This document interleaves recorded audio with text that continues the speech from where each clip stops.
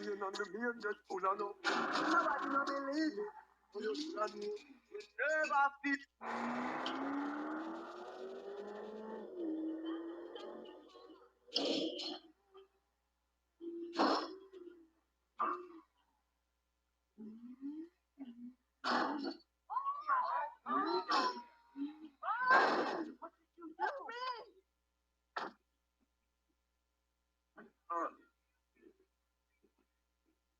On your time, boom, let's go.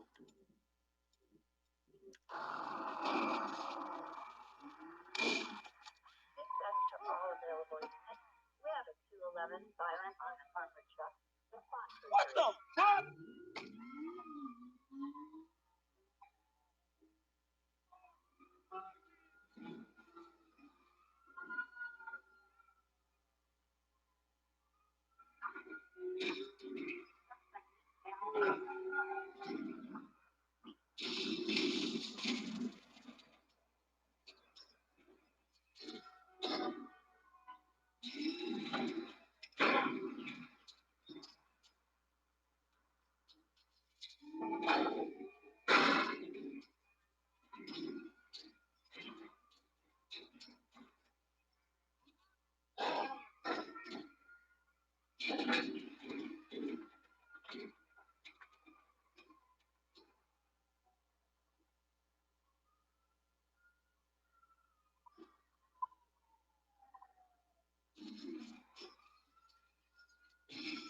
Not goddamn far.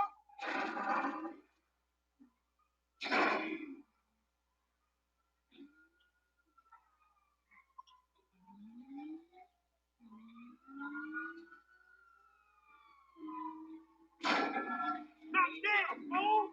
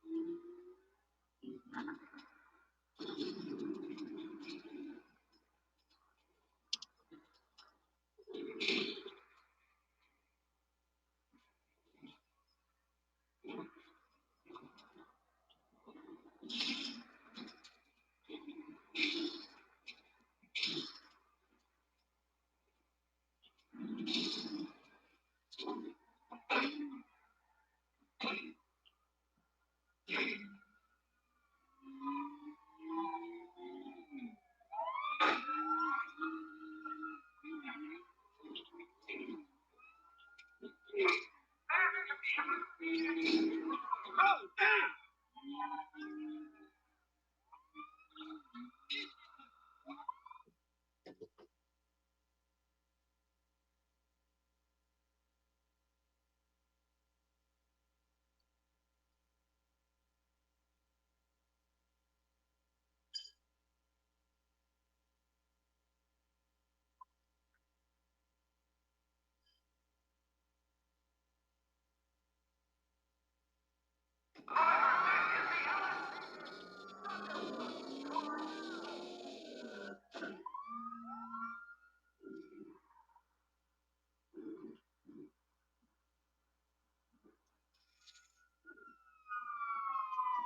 I'm so done with you.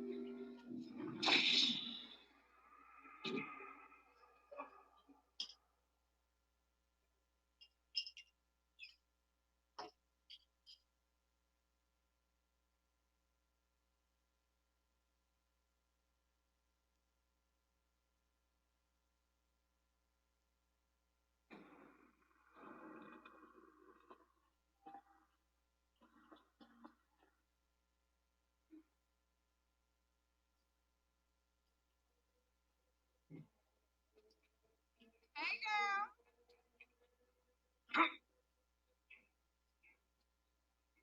What's going on, man? I know you. I hear that.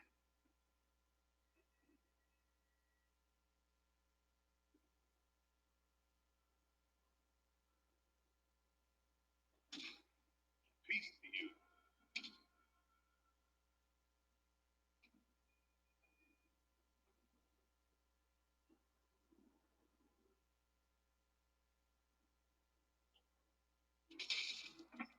You about to get robbed. Dick. Jerk off.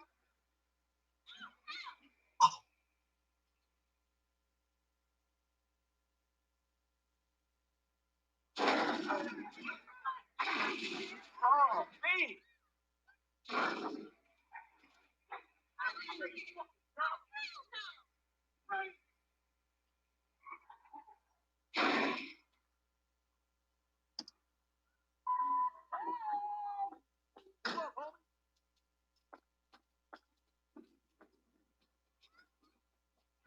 How you feel? You feel the girl? You feel me?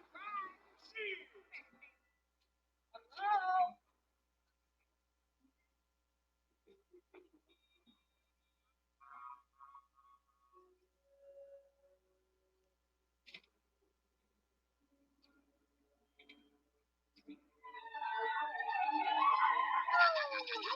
All our prayers have been answered well. Hello. I don't want to know. What the fuck? I mean, what the hell going on here? Wait a minute. Franklin, what are you doing here? I live here. This half my house too. So you say? Anyway, magenta is reinvigorating my femininity. So make yourself scarce. Boy, go. Go. With pleasure. Go. Good. And stay out of trouble. Yeah. Bitch, you ain't no more of a man than me. I hear that. Gangster shit, nigga. Look who's back. What's happening with it, man? Oh, no. Show some respect here, nigga. That man, he couldn't hold down his back. Come on now. Damn, man. I gotta spend my day with another middle-aged fool trying to recapture his youth. What this fool just say? Missed you, dog. Oh. You missed me, huh? Nah, I ain't missed you. Your ass could have stayed gone for good. So I fucked your girl, mugged your mom, and better yet, I ain't thought about your ass in years. You got jokes now, huh? Hey, but I see you doing well for yourself. Check that on out. Shit, I'm doing just fine. That's what I hear. But I know some sweet boys up in the pen that got bigger balls than you. You been doing your time looking at sweet boy balls? Yeah, it's good to have confirmation. It's funny, fuck. Why you keep hanging around this clown, L? Shake this fool, man. We from the same sets, Fred. Why y'all niggas can't get along? Y'all been doing this shit for years, man. You know what, dawg? It's good you back home. Glad you here. Missed you, boy. Damn, you definitely got hit up inside. Hit up? Hey. Yo, motherfucker, I know little niggas like you been turned out on the daily. Talking about being hit up. Nigga, I swear, man, you ain't got no motherfucking respect. Motherfucker, I got respect for reality. Reality? All right, you keep thinking that. Just keep thinking that, nigga. Shit, you gonna get yours. Fuck you. I swear, man. Presents, come on, man. Cool out, chill, man. This motherfucker get on my goddamn nerves. The nigga get on my nerves too, man. Part of the nigga charm, man. Hell, come on, man. Let's just bust a move, man. You gonna drive or what, Bill? Drive where? Pick up this heat, nigga. Why? Business, nigga. Business. Come on, bro. Y'all niggas act like girls. Shit, not me. Shit. Let's go to the gun store.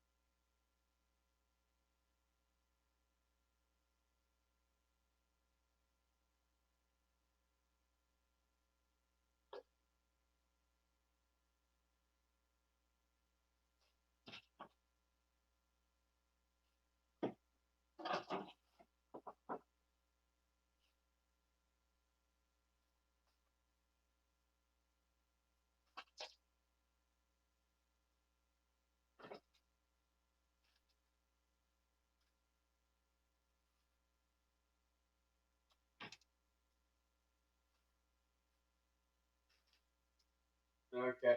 Almost ready for nice stuff to proceed with this.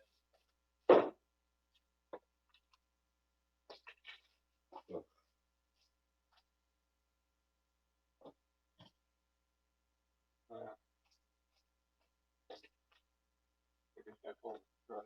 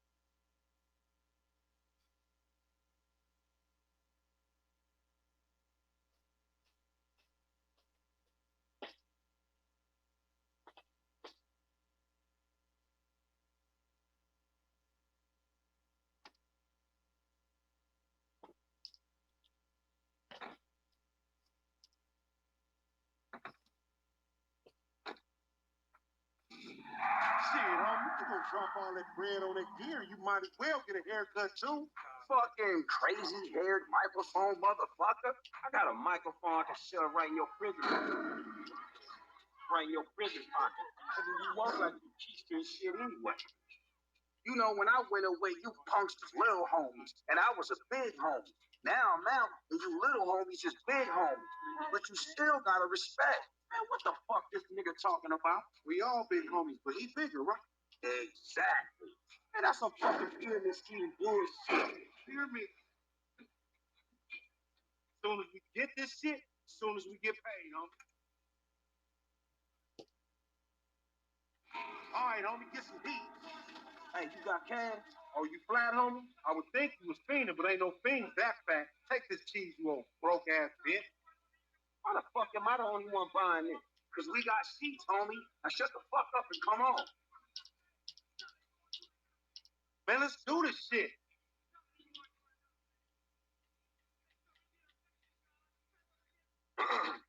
Now, just let me reinstate, man, that the purchases made by this man ain't got nothing to do with the two gentlemen of fellow nature. That's right. Yeah. Now, let's go bust on some niggas. Man, we got some recycling to do. Come on, man. Send her off friends in La Puerta.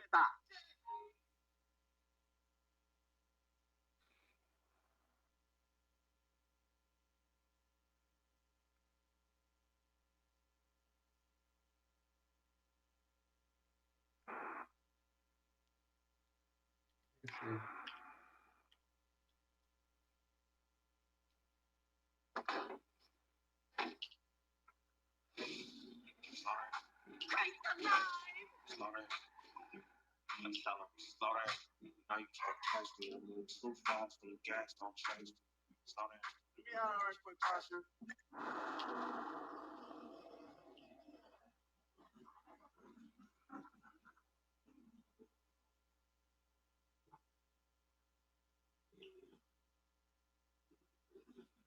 You got some cans or some shit I don't know about? Nah, homie. We got ourselves a drug deal. Why do I get the feeling this gonna be one of them deals gone wrong type situations? Now, see, that's that negative attitude Lamar was telling me about, nigga. You ain't getting nowhere thinking like that. The power of positive bullshit. You ought to be clenching your motherfucking vagina muscles with my hunt, nigga. After his bid,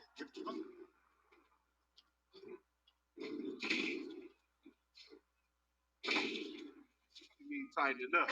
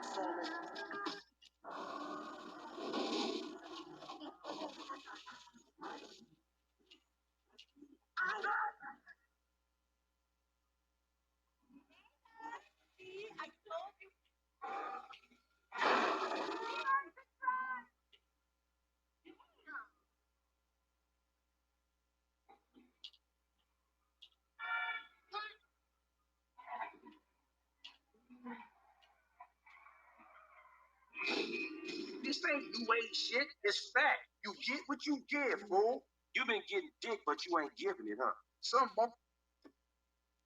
talk like that to an OG. CGF has changed, man. No wonder the hood is so lame right now. Speaking of change, Lamar's been meaning to talk to you, homie. Nah. Hold on. What's happening? It's nothing, my nigga, nothing. You know, just some ideas, that's all. Man, ideas ain't your strong suit, so put it on. It's nothing real, homie. When it's something real, we'll talk. Bullshit, man. It's realer than this crap. Who gave this fool a license? It's realer than this crap. See me at the club tomorrow. Man, sorry about that. Out the jailhouse, into the ER.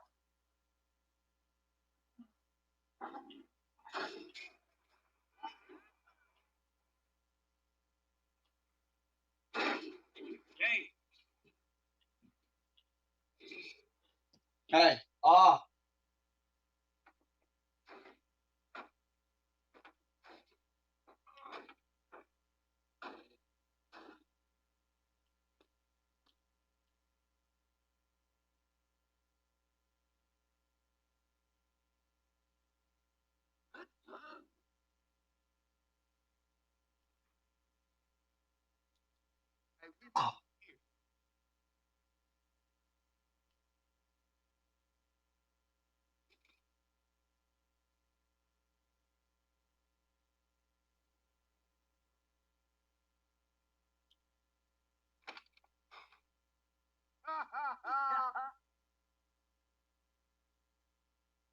Nigga, come on, through here.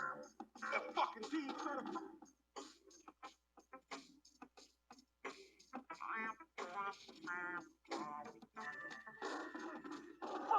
I said lay low after you got clocked. You ain't no motherfucker, that ain't me. I can see that. Your homie dead. Don't get hit. Somebody gotta get this last motherfucker. Snitch ass fool thought he was smart. Now he ain't thinking shit.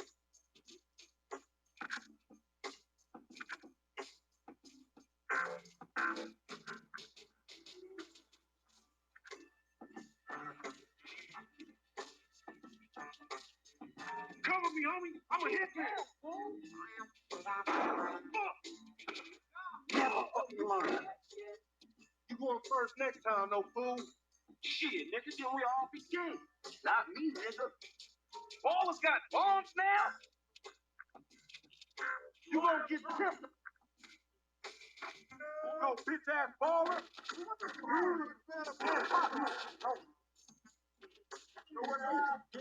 Bang this motherfucker. I'm going, man. Dumb ass baby G.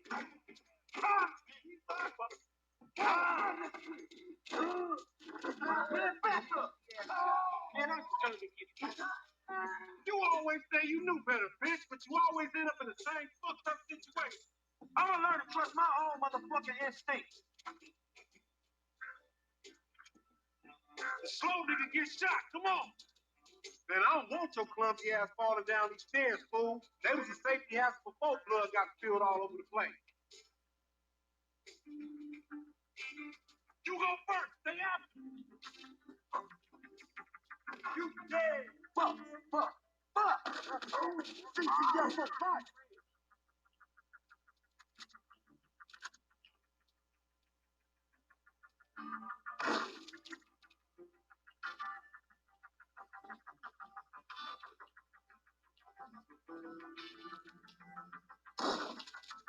Come on. You're mine, motherfucker. Here again. Send them back. Man, they hard for you, homie. They got my number, man. Go ahead.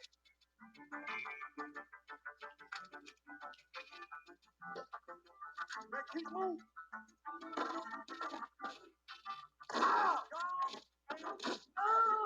Oh, you found me. Fuck you.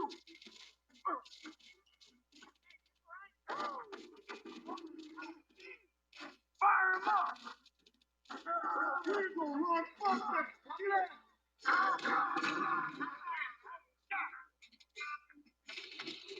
The place on fire. Shit's burning. We gotta go, man. Move. You have that move. Yeah, and I handle him again. 3 times as it takes. Shit. Never fucking money. It's like 2 more left. Bust your fool. Take a nap. Nigga, get on the lay ass. Lamar, what the fuck you get us into? You the fool wanted to make money. This shit intertwined. Fuck! Cops outside. I ain't going back. See what's up ahead, huh? Don't get a headshot.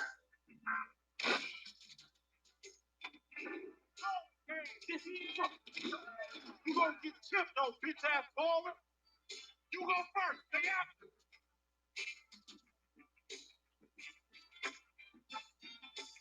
Slow nigga get shot. Come on. There's the fire door. Through the fire exit. Come on.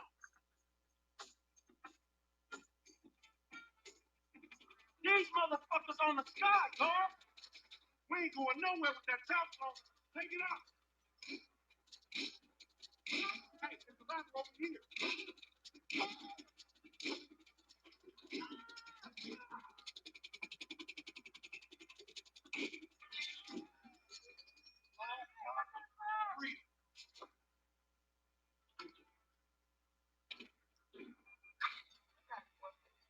Watch out, Lo.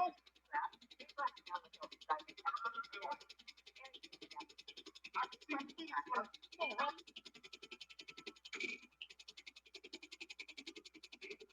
Come on, homie. We come.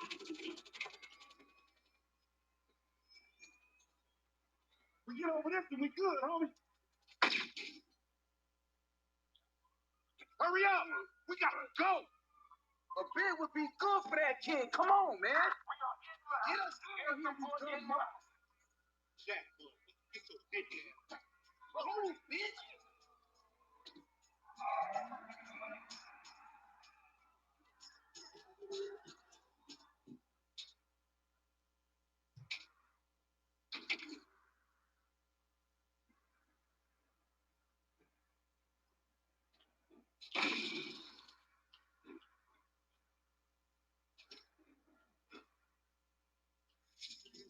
I wasn't here. I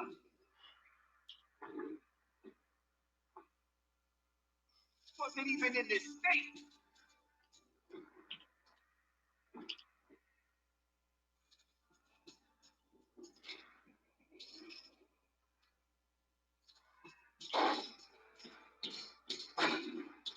I'm getting low in the seat next to me.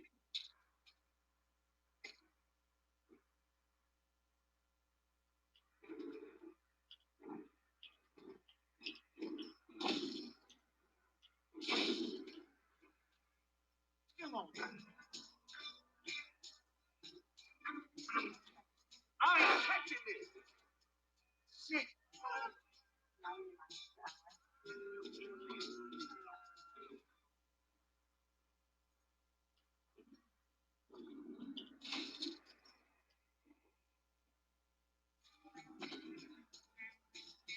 Man, stop driving on.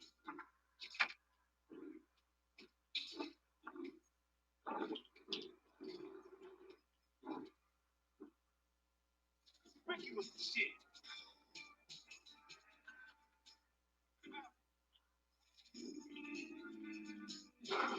Oh, yeah! Nothing righteous about this shit. Acting like big dog.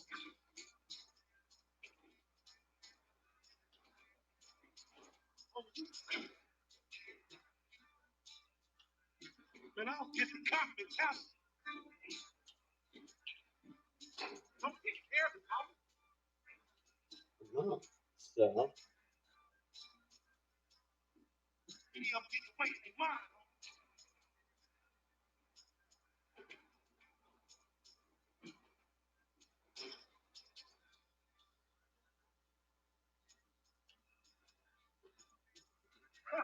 That's it. That's it. We lost.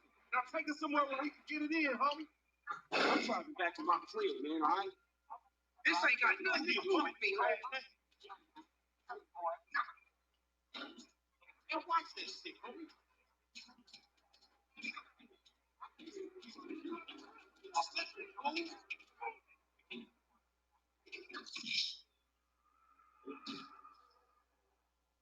of course.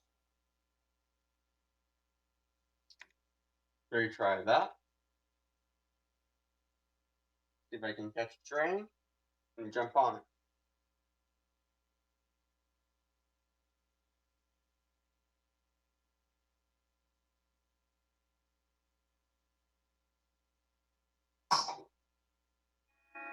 One time ain't welcome, friend. Come on,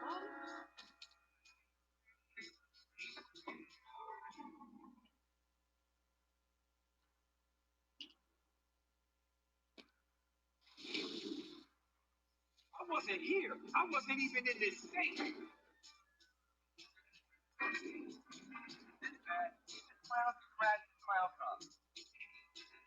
Keep some rollers off us. Be careful, Mark.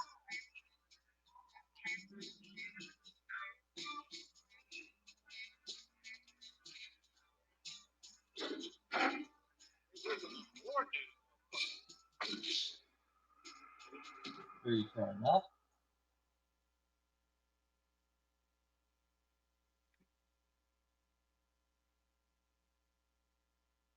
You clowns taking the fall for this. Go, homie. What the cops care about us getting away? Man, you make a punk look like a G.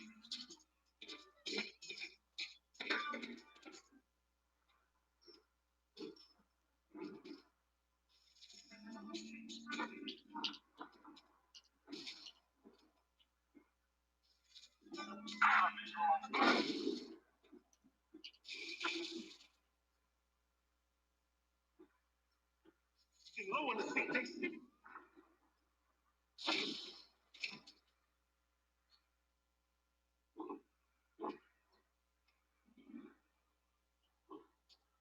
Still on. Homie, you tripping. You just picked me up on the side of the road. That's the story, kid. Don't get careless, Howard.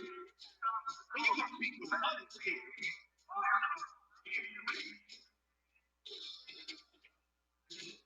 You gonna lose them or what? Out the jailhouse, into the ER.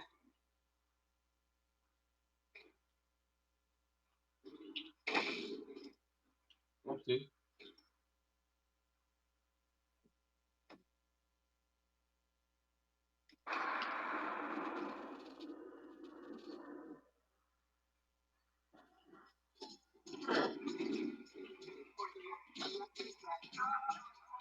Any of them getting away in their mind.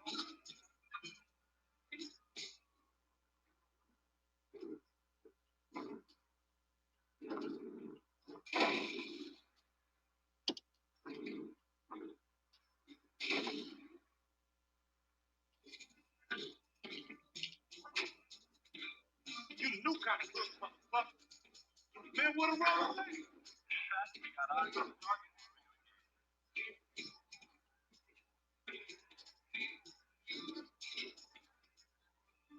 Ah!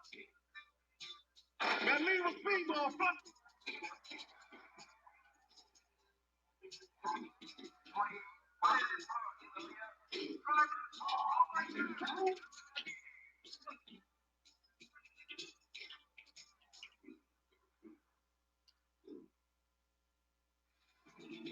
Man, I don't get the cop mentality.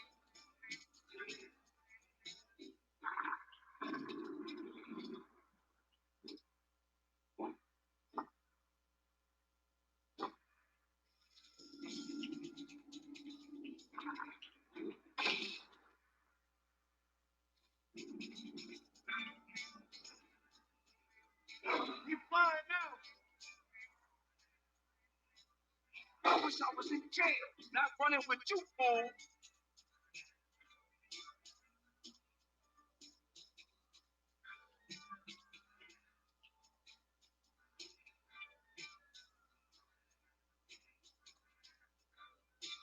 This ain't got nothing to do with me, homie.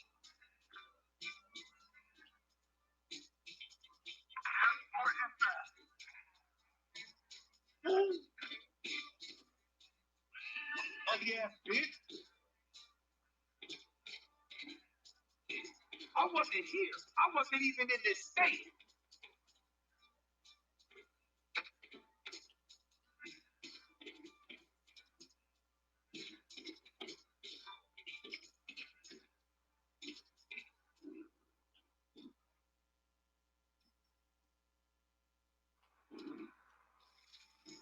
Man, stop driving on conspicuous shit.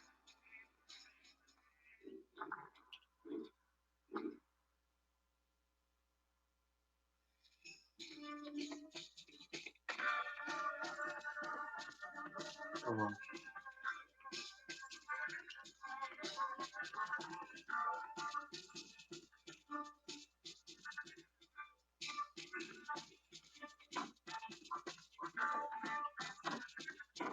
Nothing righteous about this shit. Acting like big dog.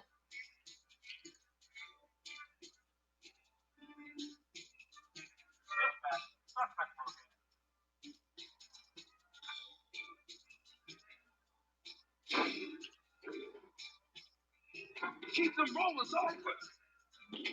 You're the ugly one.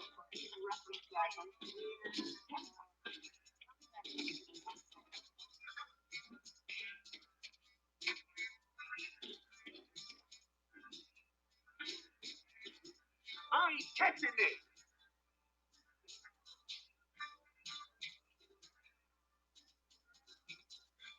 Hey, move, fool.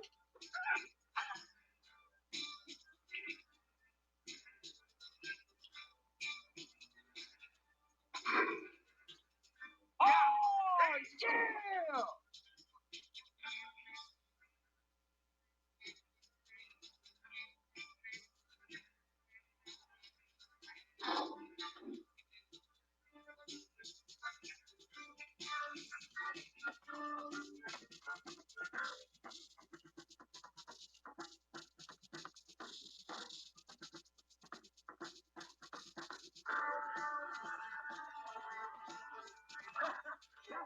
That's it. We lost it. Now take it somewhere where we can get it in, homie.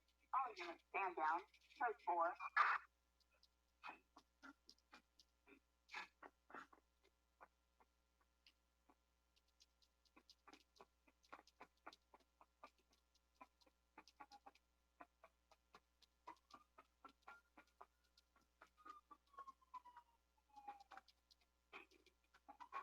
Airborne and in route.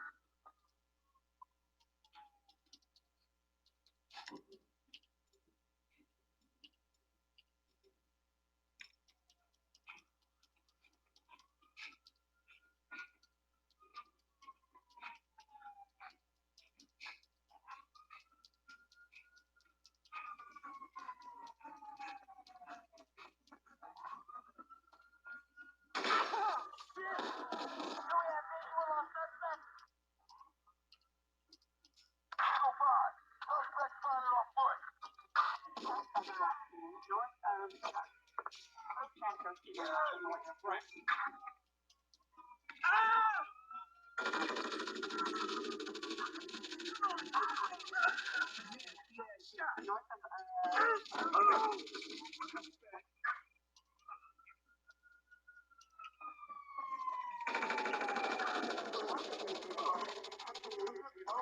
North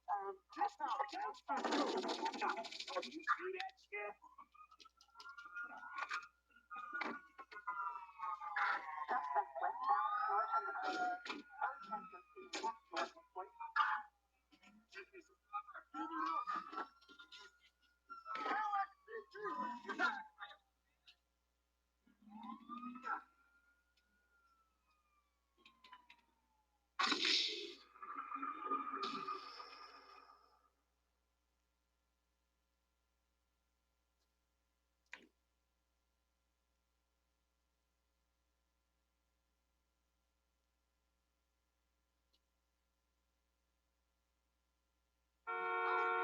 cool this shit off.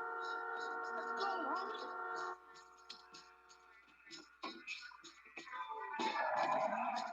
You just picked me up on the side of the road. That's the story. Easy up in the pen, nigga.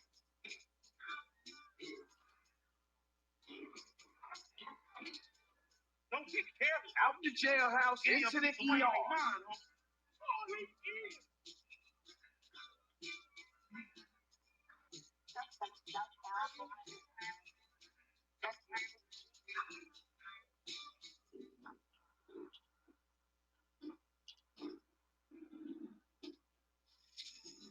I wish I was in.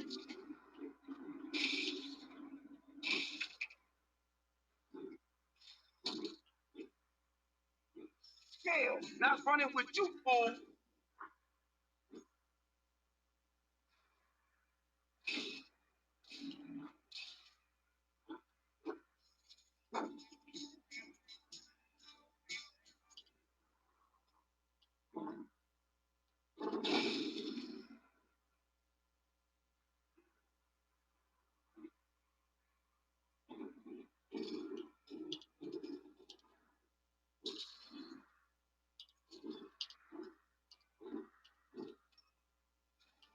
What the cops care about us anyway?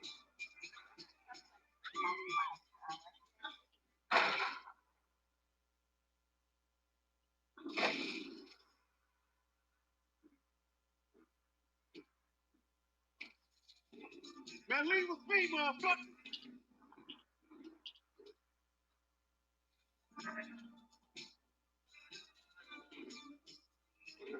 God, man, you got weak ass vision, homie. Be careful, Mark.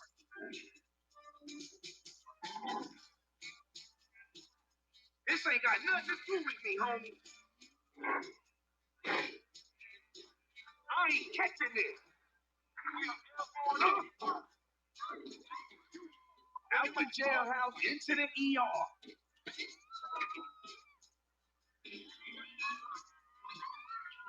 Let's stop driving off conspicuous shit.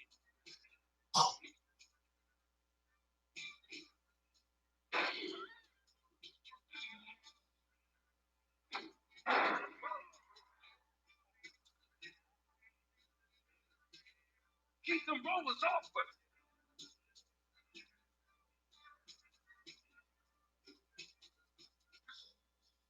you'll get PC'd up in the pen, nigga.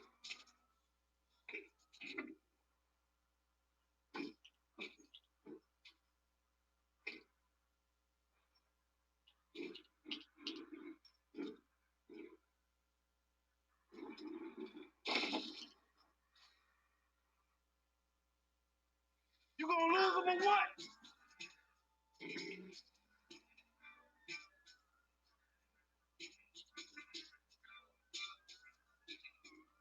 Nothing righteous about this shit. Acting like big dog.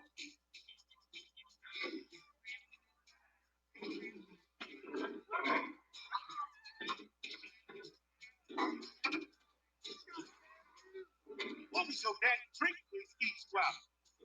Man, what a roll is that? Oh my God!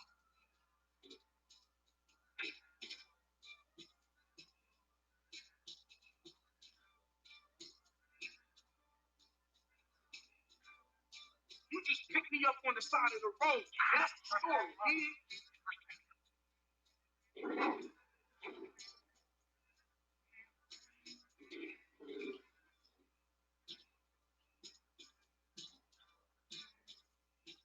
Oh, yeah! Man, leave me free, motherfucker.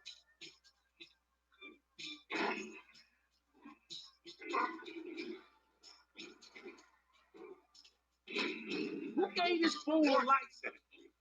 You got weak ass vision, homie. Dispatch,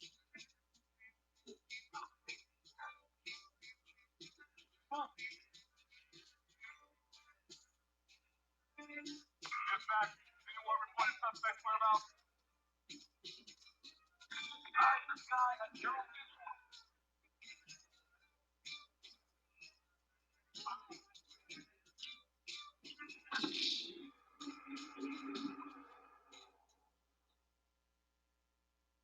Okay. Retry that. I know it's very easy to make them die. No, but yeah. This what I get for rolling with you fools.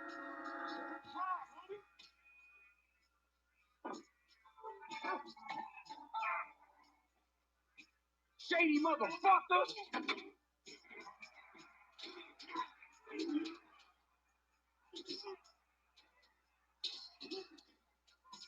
I wasn't here. I wasn't even in this state.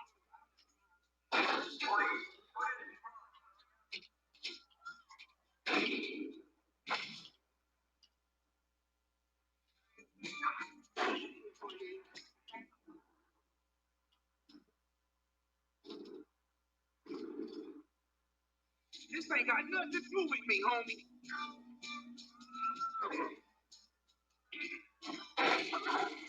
Be careful, Mark. I wish I was in jail, not running with you, Paul.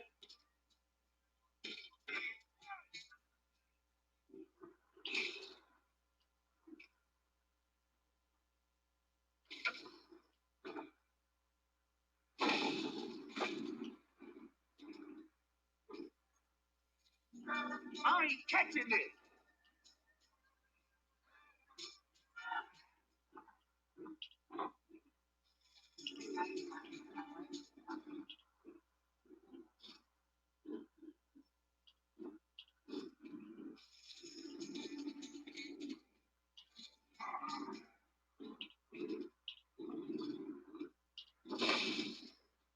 You just picked me up on the side of the road. That's the story, dig? Man, you make it look like you see.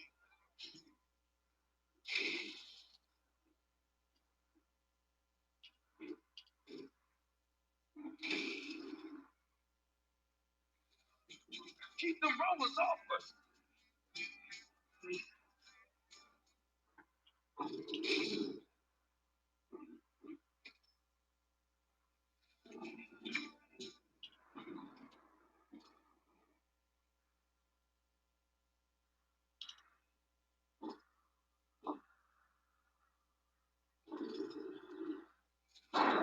Man, stop driving all conspicuous and shit.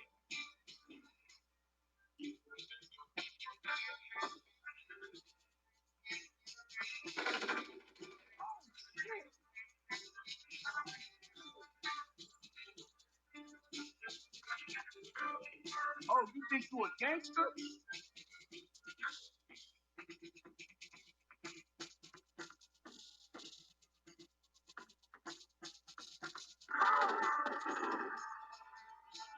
You're the other. You dead, motherfucker. Hey, this motherfucker.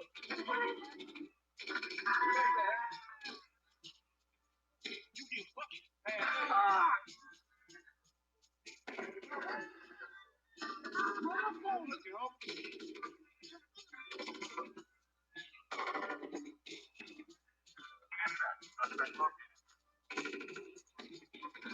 You heard that, Mark?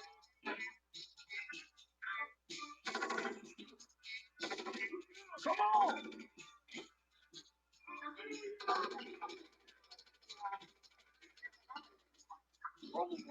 You a sad motherfucker.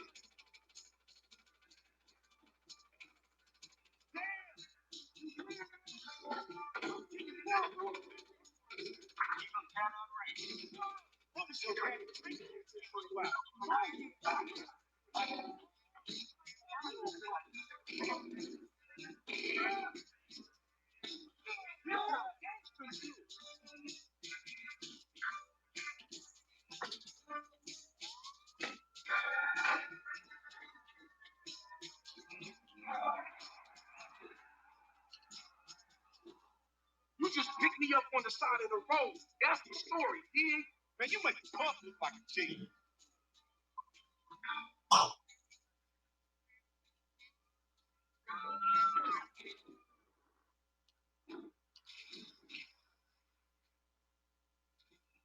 And I'll get the shot mentality.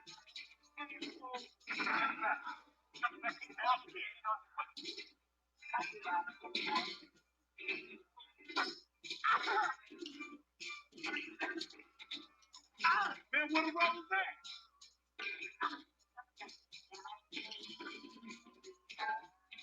Man, you got people with other things. Be careful, Mark. Man, leave with me, motherfucker.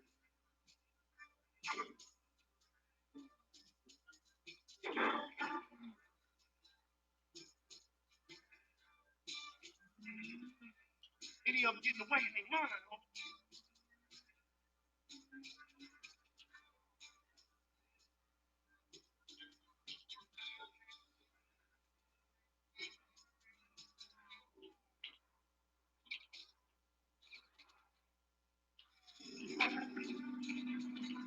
What the goddamn mother? I'm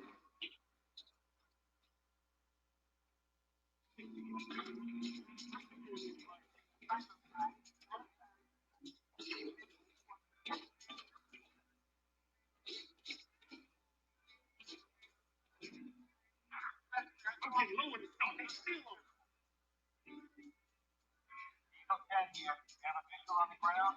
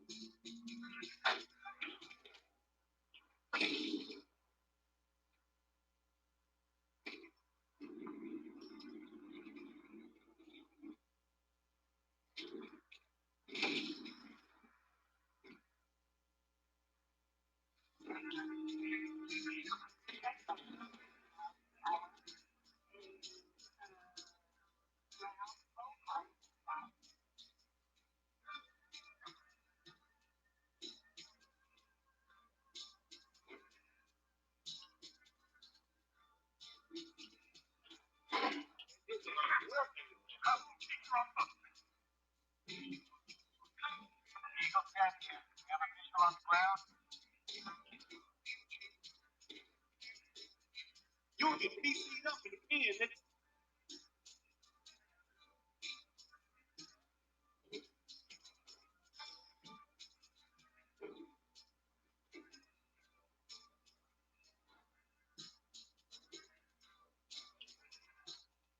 Yeah, watch that shit, homie. You got weak ass vision, homie.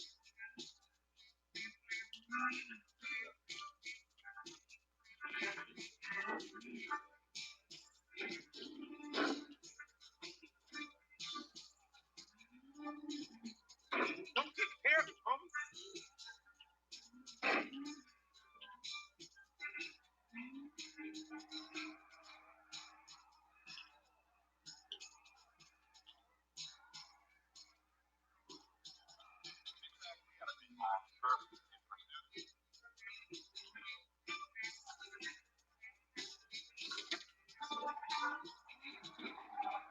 You the new kind of good motherfucker.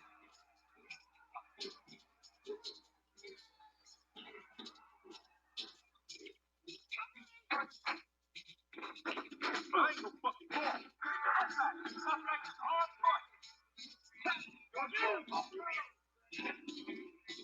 There's no way out.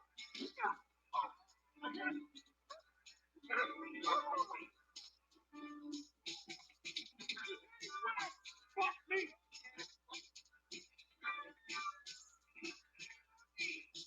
Oh my God.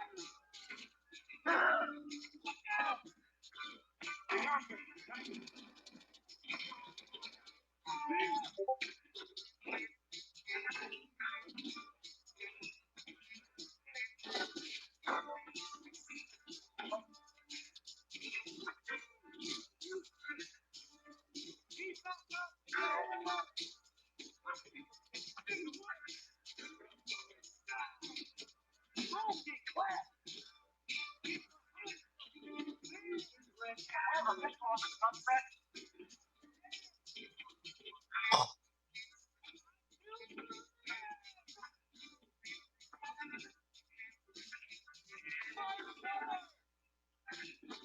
how gangsters do.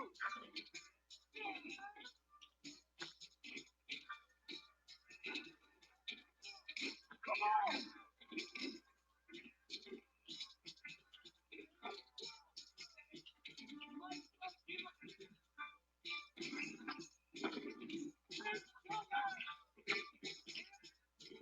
Bang this mother.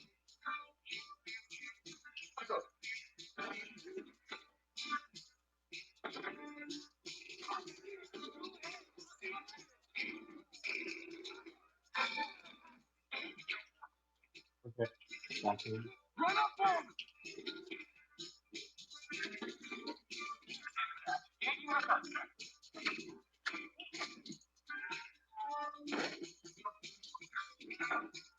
Really help.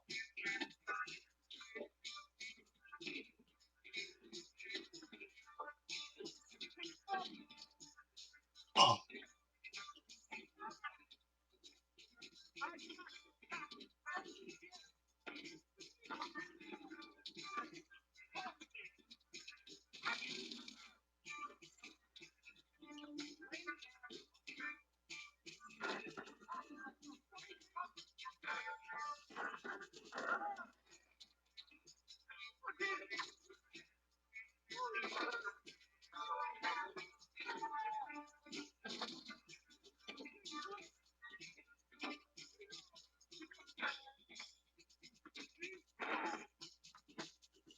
You go get grabbed.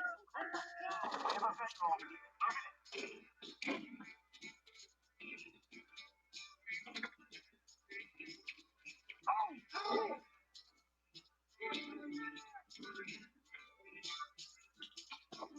this how gangsters do. You want to stop?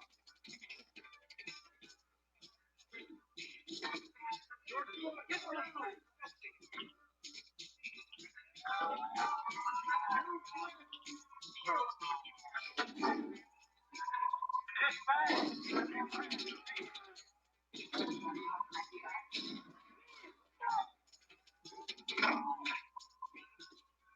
That ain't hood.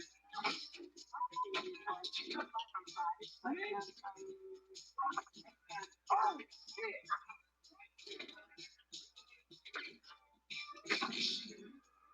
Yep.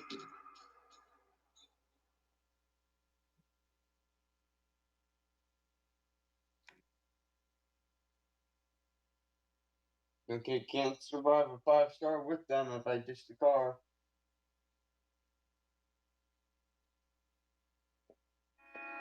This what I get for rolling with you for. Wow, homie. Keep it different, motherfucker.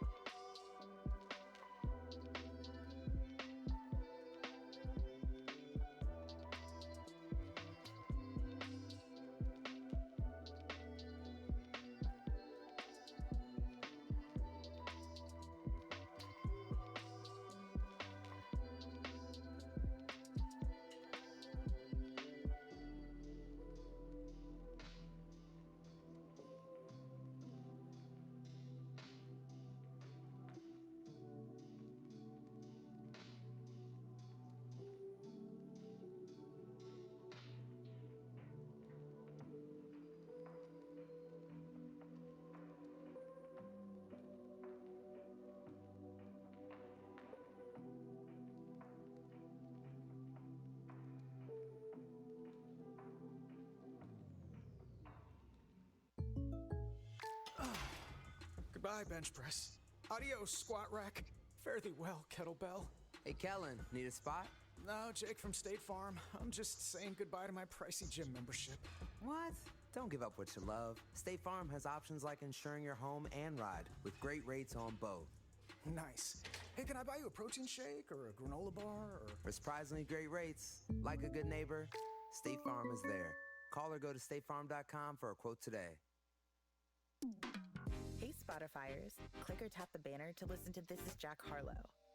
This is Jack Harlow, the essential tracks all in one playlist. Brought to you by the KFC Jack Harlow meal. That's finger licking good. This Pride, everyone's gonna come through for LGBTQ plus youth. And you can too! Come through! Create a YouTube short showing how you're stepping out for Pride using the hashtag #YouTubePrideChallenge. Come through! And show support for the Trevor Project. Come through for Pride and LGBTQ plus youth on YouTube Shorts. Visit youtube.com/pride. Come through!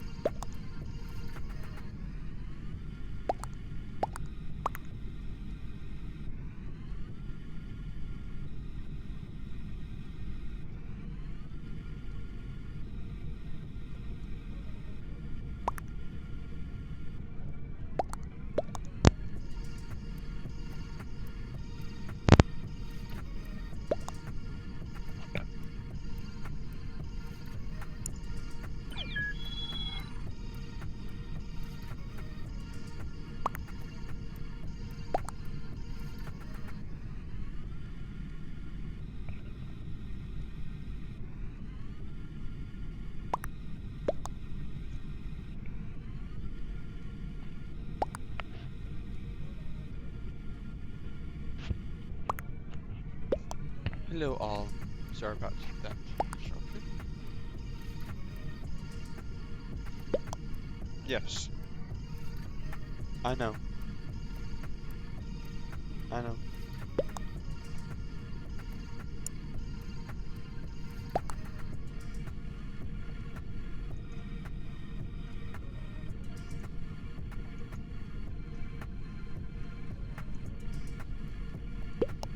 Okay.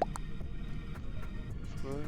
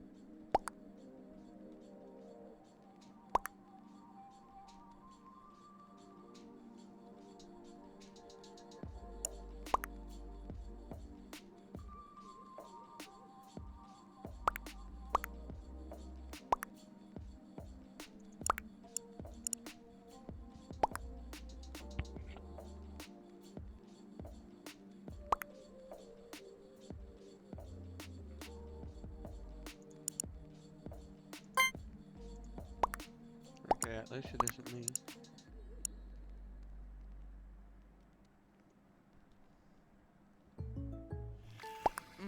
Love the mochas here. Too bad my budget doesn't. Sarah, don't give it up. State Farm has options to get you a surprisingly great rate. Thanks, Jake. Next round's on me. Like a good neighbor, State Farm is there. Call or go to statefarm.com for a quote today. If the world spoke, it would say meaning is subjective. Followers provide purpose. Belonging? Just opt in. We say there is another path where you battle to belong. Fight for a cause. Earn a place among the few. The proud, the Marines. More at marines.com.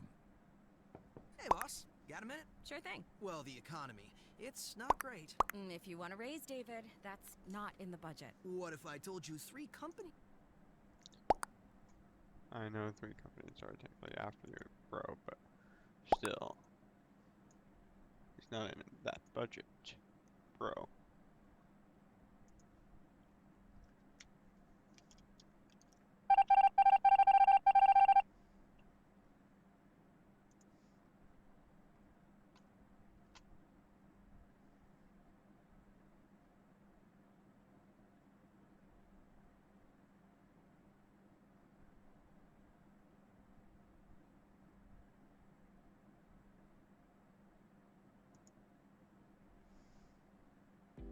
Welcome to Lesson 1 of Module 3 of your course diploma in psychology.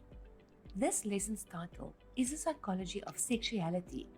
When thinking about sex in general, you'll probably agree with me that it's an intricate topic.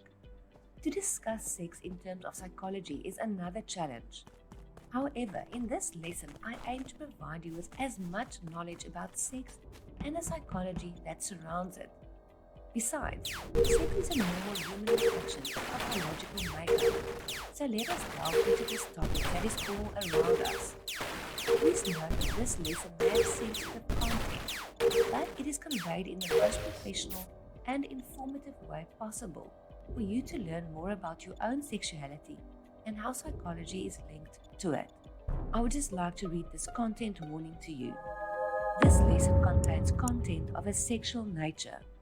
If you feel that you might get offended or are under the age of 18, please refrain from watching or do so at your own risk.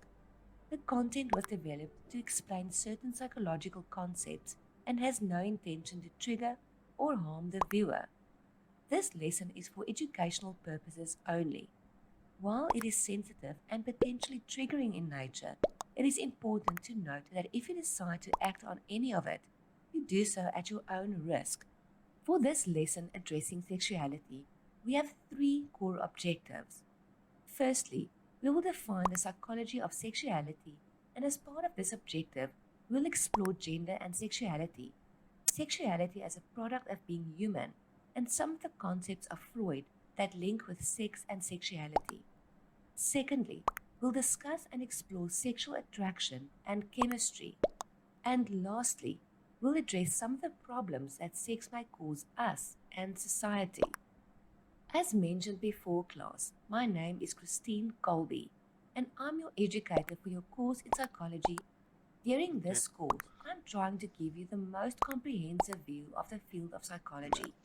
Some of the modules differ a lot from each other, but that is the field of psychology for you. It is vast and has many different subfields and components. I hope you enjoy the journey into human sexuality with me today. Let us start our lesson. The title for this lesson today, as you know, is The Psychology of Sexuality and All That Comes with It. Do you know that some teenagers are risky in their sexual behaviors? According to the Center for Disease Control and Prevention, sexual risky behaviors can lead to HIV, STDs, and teenage pregnancy. Furthermore, among high school students surveyed in 2019 in the United States, 39% have had sexual intercourse before, 9% had 4 or more sexual partners, and 7% had been physically forced to have sexual intercourse when they did not want to have sex, assuming it to have been rape. And lastly, less than 10% of all students have ever been tested for HIV. Let us officially start our lesson on the psychology of sexuality, students. I'm very excited to explore this road with you, and we'll start with a definition of the psychology of sexuality, sex, gender, and sexual orientations. Have you ever wondered about the psychology of sexuality? Have you ever thought about how psychology links with sex and sexuality? Well, if not, it is very worth considering it, because sexuality is part of us being human. It is well worth it to explore how it links with psychology and how we think and view our sexualities and the complications of how we engage in sex sometimes, how those engagements shape us and even damage us psychologically should we make the wrong decisions. So what exactly is the psychology of sexuality? As you know, psychology is the understanding of human behavior and our minds and how we think about things. Don Lucas and Jennifer Fox of the Northwest Vista College speak about the psychology of human sexuality in the following ways. Sexuality can be viewed as one of the fundamental drives behind our thoughts, feelings, and behaviors, thus linking it with psychology. It also defines the means of biological reproduction, and it describes psychological and sociological representations of our own selves, and it orients a person's attraction to others. Finally, it shapes the brain and body towards pleasure seeking. Before we go further in this lesson, let us explore the definition of sexuality. We'll be talking more about sexuality in the remainder of this lesson, but I would like to provide you with a formal definition for it. So what is it? Well, the dictionary defines sexuality as having the capacity for sexual feelings, a person's identity in relation to the gender or genders to which they are typically attracted to. Sexual orientation, and sexual activity. The term gender is descriptive of psychological and sociological representations of biological sex, both of which are linked to gender identity and gender roles. From an early age, we learn about what behaviors to expect for each gender. We expect girls to perhaps have long, braided hair and to wear dresses, and to like baking cookies. And from boys, we expect they like playing with cars and blocks, and to kick a ball. However, this is the norm, and the norm does not apply for everyone. You've probably heard of gender diversity before. Gender diversity means that a person's inner sense of gender identity, according to the norm of society, is different from their biological sex assigned at birth. For example, someone born biologically as a male may identify as a female, or vice versa. There are different terms for gender diversity, including being gender neutral, gender fluid, or gender diverse. Do you know what intersex means?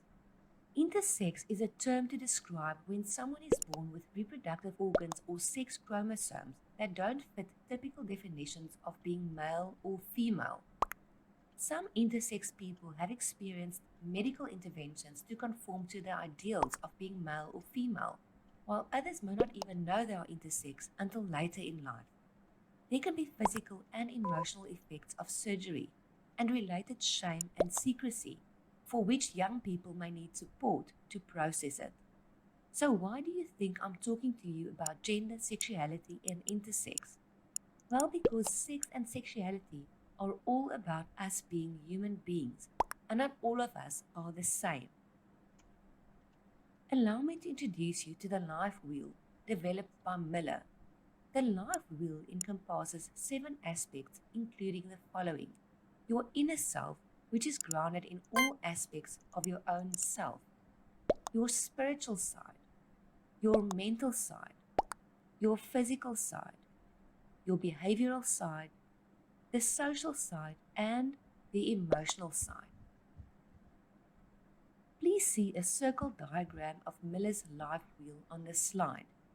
You can see that your inner self is at the center, with all the other parts of yourself being connected to your inner self.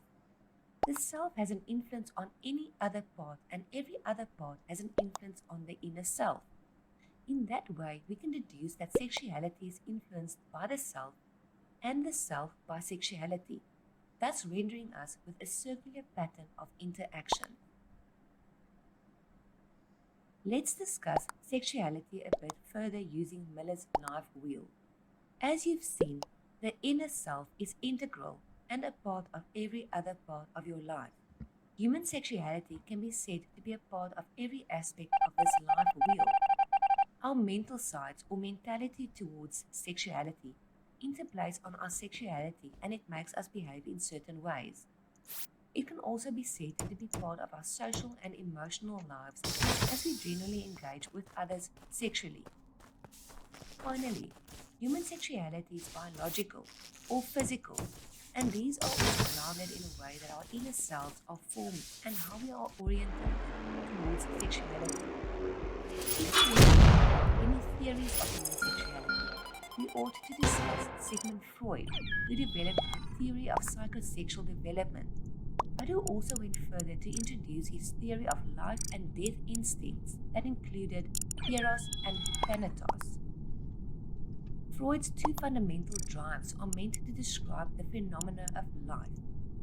Eros was the god of love, and Thanatos was the god of death. As you've heard, Freud's theory of life includes Eros and Thanatos. According to Freud, the Eros is the life instinct. The Eros consists of procreation, social cooperation, and survival. Freud often referred to the life instincts as sexual instincts as well, and these are concerned with basic survival, pleasure, and reproduction. According to Freud, these instincts are necessary for sustaining life as well as for the continuation of the species. You've probably heard of the word libido before. This word was also termed by Freud, and it is known to be the energy of the life instincts. Today, we know libido as one's sexual drive, but Freud referred to the libido and the life instincts, or the eros, as all the drives that help us survive, procreate, and sustain life and well-being.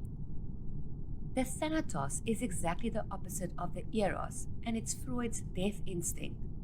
According to the thanatos, people can become self-destructive, and in understanding these, the person can implement strategies for self-preservation and well-being. To summarize the thanatos of Freud, we shall see that it is called the death instinct. It is self-destructive, and when turned outward, it can lead to aggression towards others. When the thanatos is turned inwards, it can lead to self-harm and suicide. Freud's theories, although very comprehensive, teach us the value of intimate and personal attachment, and it fully emphasizes sexual fulfillment. Freud described two currents of emotional life within all of us: an affectional current, including all our bonds with important people in our lives, and a sensual current that includes the wishes to gratify sexual impulses. It is during adolescence that an individual works at integrating these two emotional currents. However, there are more conflicts and failures of development that may trap a person in immature sexual patterns that are evident in what we hear about and see in our everyday lives. Students, Freud's views, theories, and the 3 essays that he wrote are very comprehensive. I will give you additional information on Freud and his views on sexuality and how getting stuck in a childhood phase may impact one during adulthood in your summary notes, so keep a lookout for those. Before we go on to the next part of our lesson, students, I would like to share a quote with you by Marilyn Monroe. Monroe wrote, "A sex symbol becomes a thing. I hate being a thing." Marilyn Monroe, I guess, was a sex symbol during her times, but is it true that a sex symbol becomes a thing? Monroe could still have held to her true self, separating her sexuality from her personality and other parts of herself. It is important to remember that sexuality is a part of who we are. It is not all of who we are. Let's move on to the next session of our lesson. In this part of the lesson, I'll discuss sexual attraction, chemistry, and arousal, and the differences between genders and how the different genders view sex. We've all heard of the words sexual attraction. What does the literature say about it, and what is it? It can also be called sexual tension. It is when you experience the butterflies in the stomach type of feeling when you meet someone, feeling interested in that person, knowing you want to get to know them better, and almost starting to fixate on that person. Your brain decides that you are attracted to someone in a sexual versus a platonic way, even if you don't fully recognize or realize it. Sexual attraction can be positive or negative. Most of the time, sexual attraction is positive. It's that sweet anticipation one feels in the throes of new lust when you want that person more than anything else, and you can't wait to get a move on and see what happens next between the two of you. Sometimes, sexual attraction can be negative, like when you're attracted to someone you're not supposed to be attracted to, such as your friend's girlfriend or boyfriend, because that will just cause some havoc, right? Furthermore, sexual attraction can be cloaked by negative feelings. In extreme cases, these could be feelings of anger and shame that come from a traumatic sexual experience, such as sexual abuse. You may therefore physically experience sexual attraction and might either engage in sexual attraction and activities too hastily without thinking it through positively, or you might shy away from your sexual attractions and keep to yourself because of such previous negative experiences. What are the symptoms of sexual attraction? Either way, you will know it when you feel it. Let us run through some of the symptoms of what it feels like when you are sexually attracted to another person. You get butterflies in your stomach when you think about or see them. Your heart races. Attraction causes a release of the hormones called oxytocin, dopamine, and norepinephrine. This surge of chemicals help you feel euphoric and cause physical reactions such as a faster heart rate. You may get a little sweaty, and this is the cause of norepinephrine, which is also involved in the body's fight or flight response, which explains the sweatiness you might experience in sexual attraction. You can't stop smiling or laughing. You just feel happy. It's because of those chemicals and hormones again that cause it. Dopamine is often called the pleasure-seeking hormone, or the hormone that is released when we experience pleasure. How does it happen that we are attracted to one person and not another, for example? Scientists have asked this question again and again. On the other hand, I guess it would create some chaos if we were attracted to everyone we meet every day, don't you think? In terms of research, proximity may play a role in who you're attracted to. If you work with someone or spend a lot of time with them, the likelihood of becoming attracted to them is higher. Think about Angelina Jolie and Brad Pitt, and even some other Hollywood stars such as Jennifer Gardner and Ben Affleck, who worked together on film projects, and not only did they end up together, but they went as far as to get married. People may be attracted to those who appear to be healthy and fertile. This is the biological basis of attraction and is proven by science. Heterosexual men are typically more attracted to younger women who appear to be of childbearing age and their physical appearance. This also explains why you see photos of women in the 1800s wearing bustles to overemphasize their healthy childbearing hips in order to attract men. Our environment may teach us who we should view as attractive.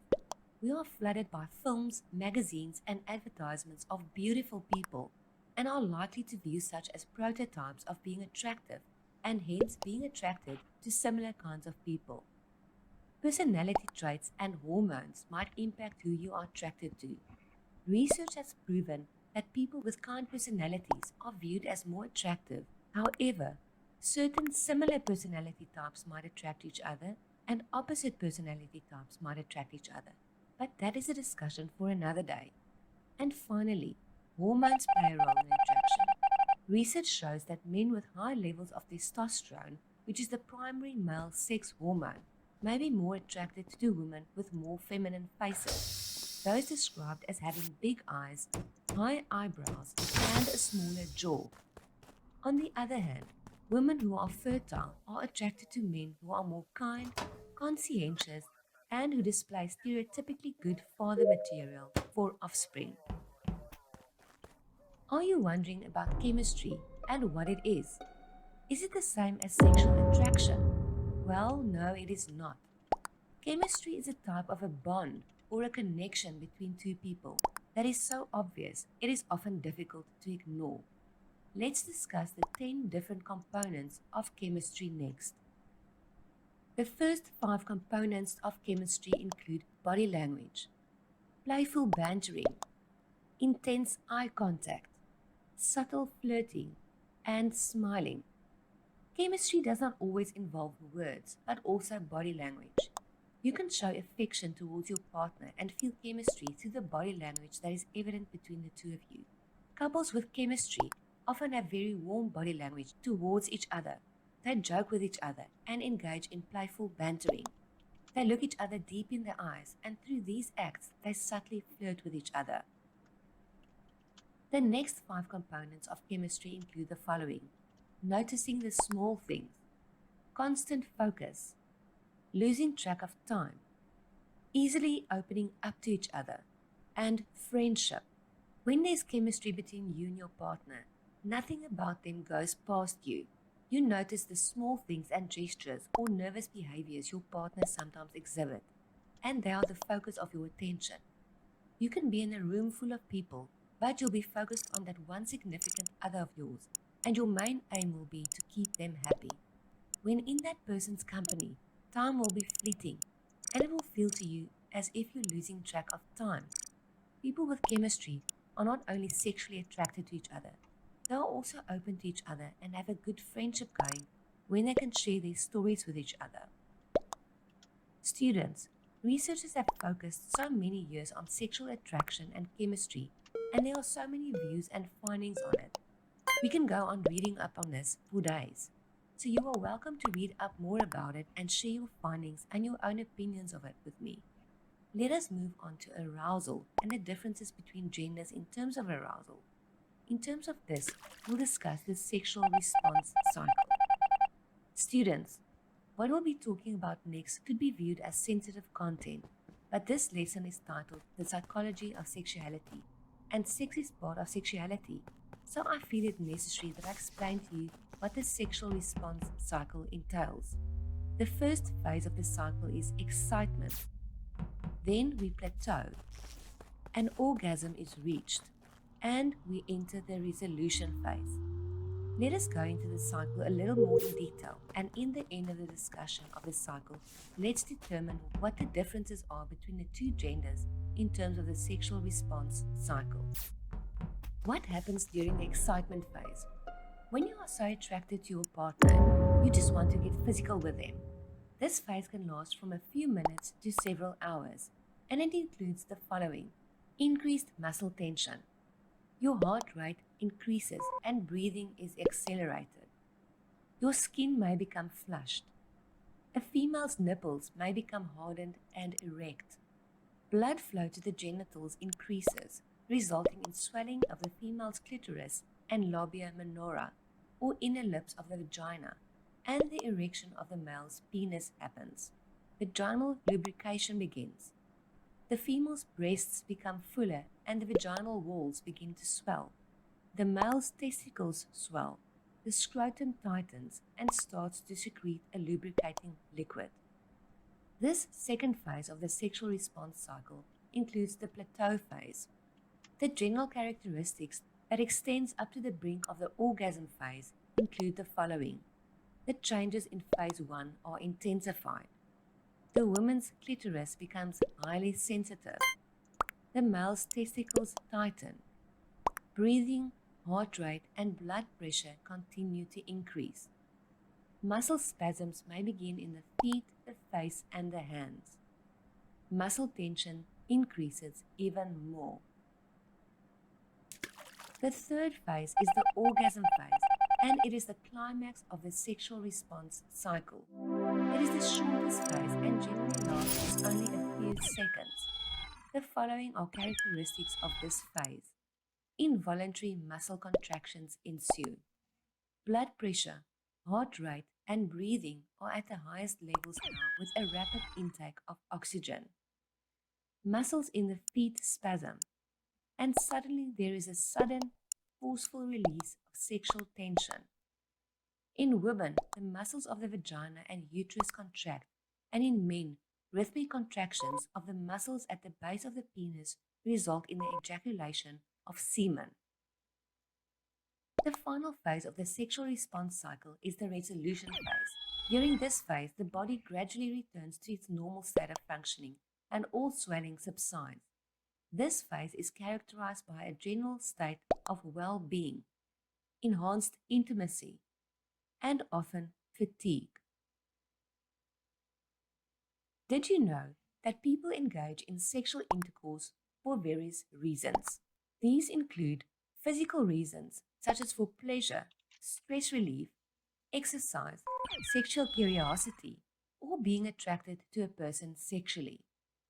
Goal-based reasons, such as wanting to conceive a baby, to improve social status, such as becoming popular, or to seek revenge. Emotional reasons, such as engaging in sexual intercourse to show love, commitment, and gratitude. And reasons of insecurity to boost self-esteem, keeping a partner from seeking sex elsewhere, or feeling a sense of duty or pressure when a partner is insisting on having sex. I told you a little while ago that we will look into the differences between the sexes in terms of how they view sex. Let's consider this information now. What are the different views that males and females have in terms of sex? We can distinguish between body-centered sex and person-centered sex. Males in their younger years tend to engage in what we call body-centered sex. It makes the body feel good, and you don't generally tend to be too concerned about the other person's feelings. Note, however, that this changes for men. The older and more committed they get to their partners, the more they start to care for the emotions of their partners and their relationship in general, especially on a sexual level. Secondly, females tend to engage more in person-centered sex. Note though that casual sex does not fall into this category. With casual sex, usually both partners engage in body-centered sex. It is often called sex with no strings attached. Person-centered sex is when you have sex with your partner in order to connect with them, and you show care for your partner and your relationship in general. Further research conducted by Peplow at the University of California at Los Angeles delineate more differences between men and women and their sexualities. Let's take a peek into Peplow's work. According to Peplow, males and females differ in terms of their sexualities in the following areas, namely sexual desire, sexuality and relationships, sexual plasticity, and sexual aggression. Many research studies suggest that men show more interest in sex than do women. Men think about sex more often and they report more sexual fantasies and more frequent feelings of sexual desire. Secondly, women tend to emphasize committed relationships as the context for sexuality more than men do. However, please don't forget about the phenomenon of casual sex and sex between homosexual partners. Homosexual partners may both also have different views on their sexual desires and sex in relationships in the same ways as heterosexual partners do.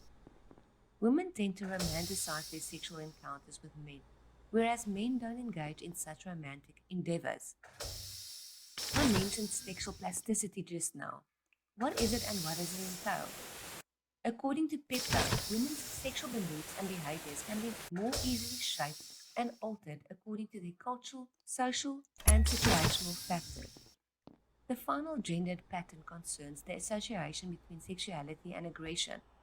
In terms of sexuality, men tend to be more assertive and aggressive. They tend to initiate sex twice as much as their female counterparts, and even though females also initiate sex, men still do so twice as much on average. Sexual aggression in the form of rape lies at the extreme level of sexuality and aggression and is mainly an act carried out by males. Little is known about aggression and sexuality among lesbian and gay men, and research on this topic would provide a valuable contribution to our understanding of gender and human sexuality. Students, on that note, let us move on to talk about the problems of sex. Although sex is usually a mutually beneficial act between two people, sex and sexuality have caused and are still causing many problems across different societies around the globe. Let us consider these, but before we do that, let me tell you about what is to come in the next lesson. Lesson 2 of Module 3 will entail early childhood development beyond birth. The idea was to start with sexuality and then move on to the life cycle of human beings. In this next lesson on early childhood development, we'll discuss biological foundations of prenatal development and birth, development during infancy and childhood, and physical growth up to the phase of puberty.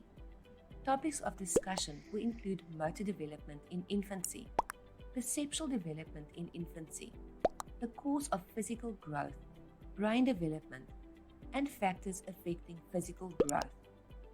I hope you are looking forward to learning about what I shall present you in this next lesson. This final part of the lesson will address the problems of sex and sexuality. We'll go on to discuss marginalization and stigmatization, rape and sexual violence as part of general violence in the home. Many people are being stigmatized or marginalized based on their sexualities or their sexual orientations. Before we go into the reasons for why this happens, let us first consider the meanings of the word stigmatization and marginalization. Oxford Languages define the word stigma as a mark of disgrace associated with a particular circumstance, quality, or person. Stigmatization in terms of sexuality is a social type of stigma, usually against people perceived to be non-heterosexual because of their beliefs, identities, or behaviors. It is usually privileged individuals or members of the majority group who are the main contributors to sexual stigmas for individuals of the minority group. Furthermore, it is usually those who hold a higher status in the particular society that determine which groups are deemed unworthy by labeling their specific actions or beliefs.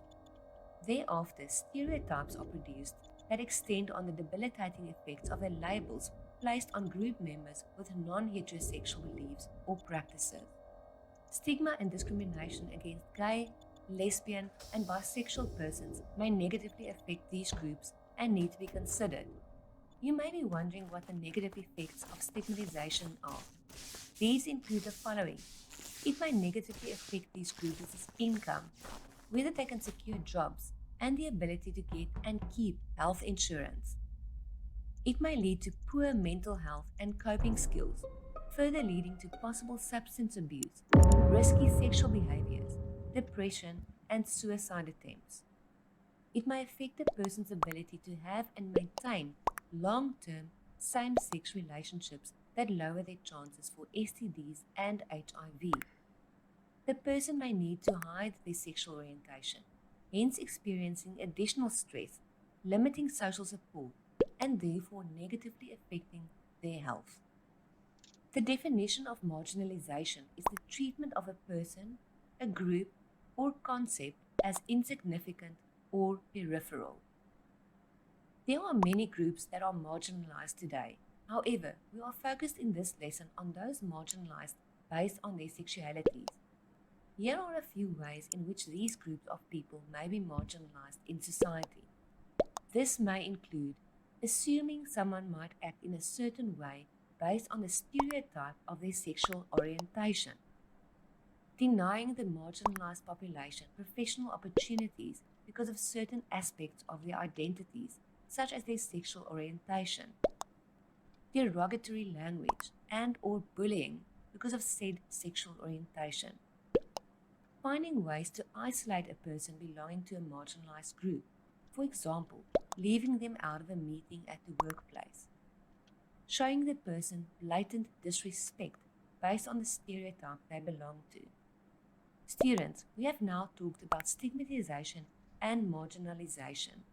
Let us move on to discuss sexual violence and sexual problems within a couple relationship and the effects thereof. The formal definition for sexual violence includes the following.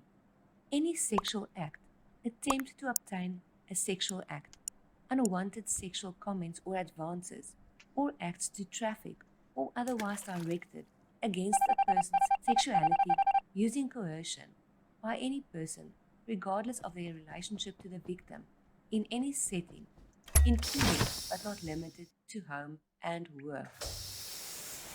Another word for sexual violence that I'm sure you all know is rape. Rape is a type of sexual assault that usually involves sexual intercourse or other forms of sexual penetration carried out against the person without the consent of that person. Much research has been carried out to find out why some people rape others, and there are many theories to it. However, there is no single correct answer to it. The negative effects of rape on the victim include those that are physical, mental, and emotional, and other effects that are unique to the victim alone. Physical effects may include bruising, bleeding, difficulty walking, broken bones, STDs, and pregnancy. Mental effects may include post-traumatic stress syndrome or PTSD, depression, suicidal thoughts, and dissociation. There are even more negative effects, and these include emotional effects such as not trusting others, anger, shock, blame, feeling guilty, numbness, a loss of control, fear, and feeling extremely vulnerable. Finally, each victim may have unique symptoms of their own, such as chronic fatigue, shortness of breath, muscle tension, involuntary shaking, and sexual dysfunction when before no sexual problems were experienced. If you've ever been a victim of rape or know of anyone who was raped, do not be scared to seek out help. There are many trained professionals out there who can help a survivor of rape recover fully from the trauma. The statistics of rape are soaring, and we should all work together to curb it. In addition, the effects of having been raped are debilitating, with some persons being able to work through their trauma successfully and carrying on with their lives. But for some, the journey to recovery is not so easy, and sometimes even impossible, especially if no help is sought. Let us, as part of society, be vigilant about rapists out there and try to bring the curb down. Let's now look at our last topic for this lesson, and that would be to consider what happens when sex becomes a problem in a relationship. When a relationship or marriage suffers from not enough sexual relations, it is called a sexless relationship or marriage. When couples have not engaged in sex in the past 6 months at all, or only once or twice, it is called a sexless relationship. When sex falls away in a relationship, there are some negative consequences, including a loss of intimacy, hurt for not feeling wanted or feeling rejected, looking for sex elsewhere, which oftentimes leads to the breaking up of the current relationship. What are some of the sexual problems in a relationship? Sexual dysfunction is when there is a problem that occurs during any phase of the sexual response cycle. It prevents one from experiencing satisfaction from sexual activity. This sometimes happens when certain medications are taken or when age sets in. An incongruence in the partnership in terms of how often sex should be engaged in. A lack of sexual desire for one's partner or for sex in general for various reasons. Physiological problems as a result of previous sexual trauma, and psychological problems that keep one from successfully engaging in sex. What do you think generally happens in a relationship where sex is absent, especially in a marital relationship or a relationship where the couple once enjoyed good sexual relations and for some reason it stopped? The first step in resolving these issues is to talk to your partner and to determine what the contributing factors are for the problems in your sex life. Communication about the topic may very well aid in resolving issues and motivating the couple to work on their issues in the bedroom. Secondly, if there's a physical problem, it would be well worth your while to see a medical professional who can assist with such issues. There are many products on the market today that assist with sexual dysfunction. Lastly, go and seek more help. Many psychological professionals will be able to assist couples who have sexual problems, and often the sexual problems are a product of other issues, such as mental issues in one of the persons in the relationship. And once these issues are resolved, the sexual relationship is usually also resolved. I hope you learned a little bit more about human sexuality and the psychology of it today. This is officially the end of our lesson. Please check out your summary notes for additional content on the psychology of sexuality, and I will see you soon for lesson 2.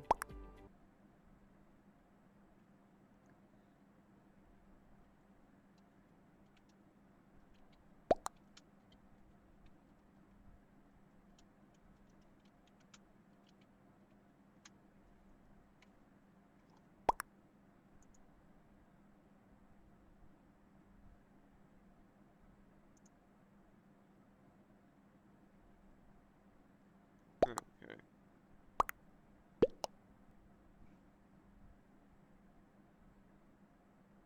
Yeah, you think it is? Because it really is.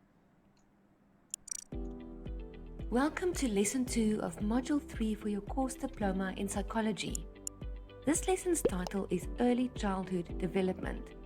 We will address the biological foundations of prenatal development, how the prenatal environment influences an embryo or fetus, and we will have a look at childbirth and the early life of a newborn baby. I hope you find this lesson informative.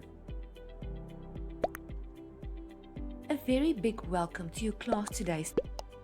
For this lesson, we have 3 core objectives.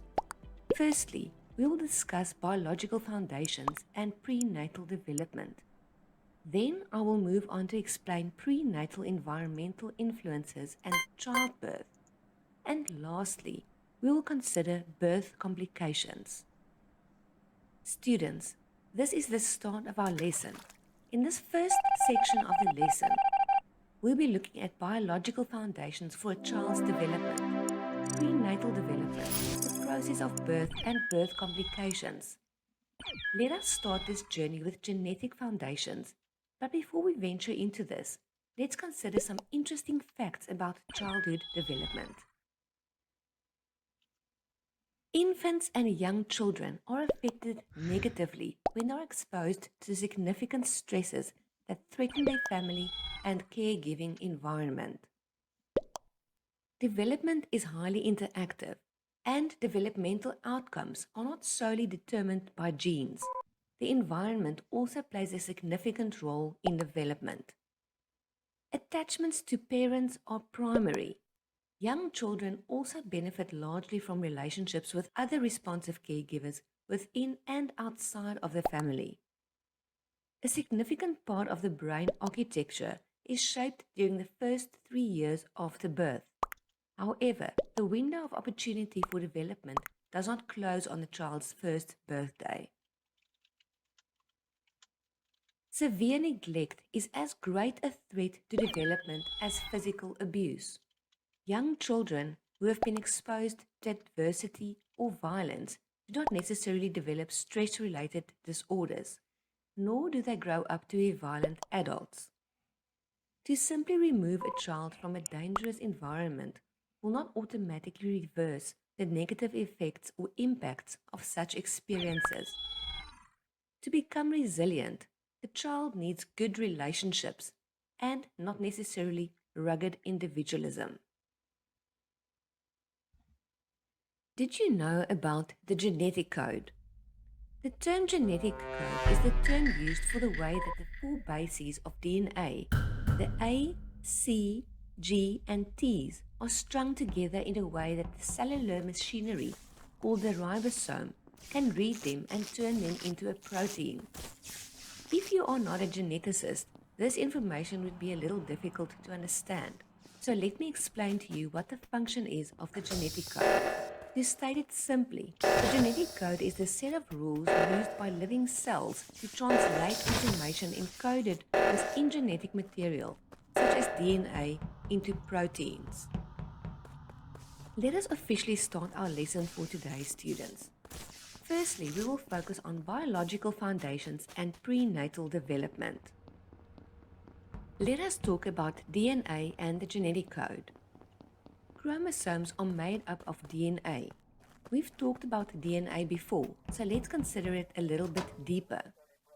DNA is a long, double-stranded molecule that looks like a twisted ladder.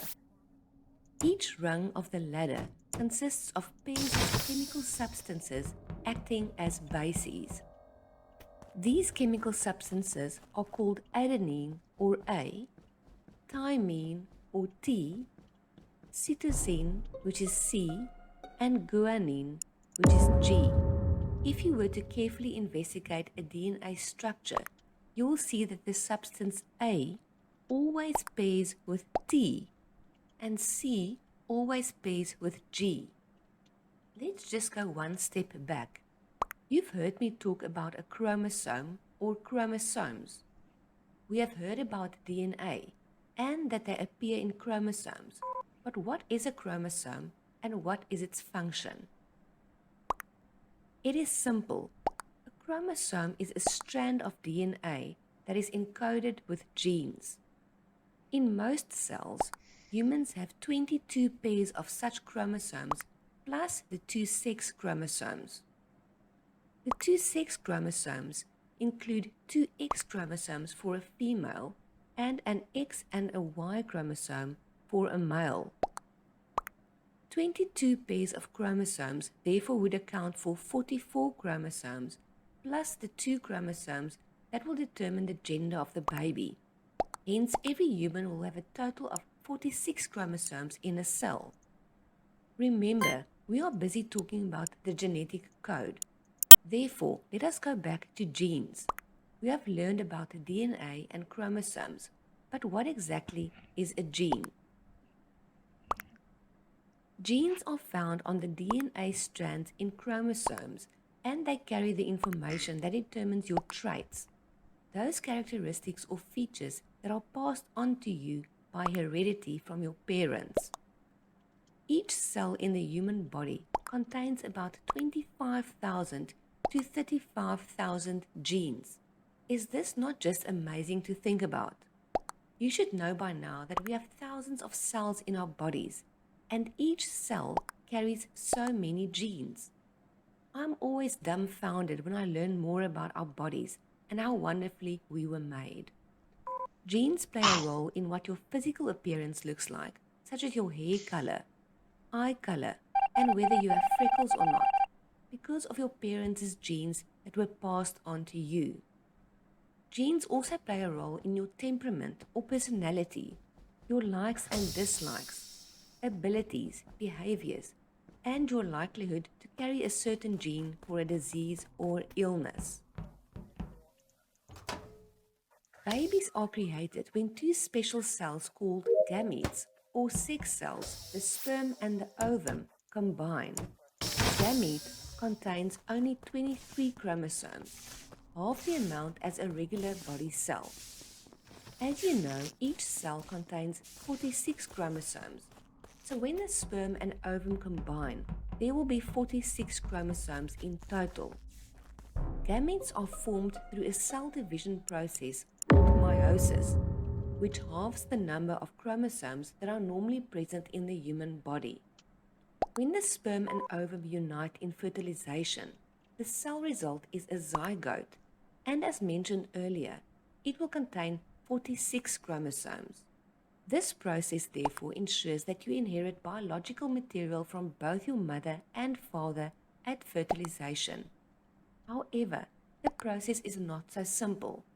Let us look into how the process of heredity works. Gametes are formed through a cell division process called meiosis, which halves the number of chromosomes normally present in body cells. In meiosis, chromosomes pair up and each one copies itself. Thereafter, a process called crossing over takes place in which chromosomes next to each other break at one or more points in their length and exchange segments so that genes from one are replaced by genes from another chromosome. This shuffling of genes during the process of fertilization creates new heredity combinations. The next process entails that a chromosome pairs separate into different cells, with chance determining which members of each pair will gather with others and settle in the same gamete. Finally, each chromosome leaves its partner and becomes part of a gamete containing only 23 chromosomes instead of the usual 46. In the male, when meiosis is complete, 4 sperm cells are produced, and males produce sperm continuously throughout their lives. In females, meiosis results in just one ovum, with the remaining genetic material degenerating. An interesting fact to know about is that a female is born with all her ova, or her eggs, already present in her ovaries, and she can bear children for only 3 to 4 decades. Approximately 1 to 2 million ova are present at birth, with 40,000 remaining at adolescence, and approximately 350 to 450 will mature during a woman's childbearing years. Finally, students, the process of meiosis will explain that there is only a 1 in 700 trillion chance that 2 children who are not twins, born from the same parents, will be genetically identical. With this class, let us look into conception. Approximately once every 28 days, in the middle of a woman's menstrual cycle, an ovum bursts from one of her ovaries, which are 2 walnut-sized organs deep inside her abdomen and are connected to the hollow and soft uterus via long and thin structures called the fallopian tubes, and this is called ovulation. The ovum then travels up the fallopian tube where it meets the sperm donated by the male, and this is usually where fertilization takes place. Even though many sperm enter the woman's uterus, the journey is long and difficult, and only approximately 300 to 500 sperm reach the ovum. An interesting fact is that sperm can live for up to 6 days and wait for an ovum, which survives only 1 day after being released into the fallopian tube. Conception usually occurs from intercourse during a 3-day period. On the day of intercourse, or during the 2 days before ovulation, which is when the ovum was released into the fallopian tube. During the average 38 weeks of pregnancy, we talk of 3 periods, namely the period of the zygote, the period of the embryo, and the period of the fetus. The period of the zygote lasts for 2 weeks, in which the zygote multiplies and forms a blastocyst. Blastocyst nestles itself into the uterine lining that feeds and supports the developing organism. It is during this period that the amnion, its fluid, and the umbilical cord are developed. The second phase is the embryonic phase and lasts from week 3 to the end of week 8. During this time, a primitive brain and spinal cord develop, as well as the heart, muscles, and the digestive tract. External body structures, such as the face, arms, legs, toes, and fingers start to form. The embryo starts developing a sense of touch and starts moving around in the amniotic sac, filled with fluid that keeps the temperature stable. The final phase of the pregnancy is the fetal phase, and it lasts from the 9th week to 38 and sometimes 40 weeks. During this phase, a rapid increase in size occurs. The nervous system, organs, and muscles become organized and connected, and new behavioral capacities are developed. Such behaviors include kicking, thumb sucking, the opening of the mouth, and rehearsal of breathing.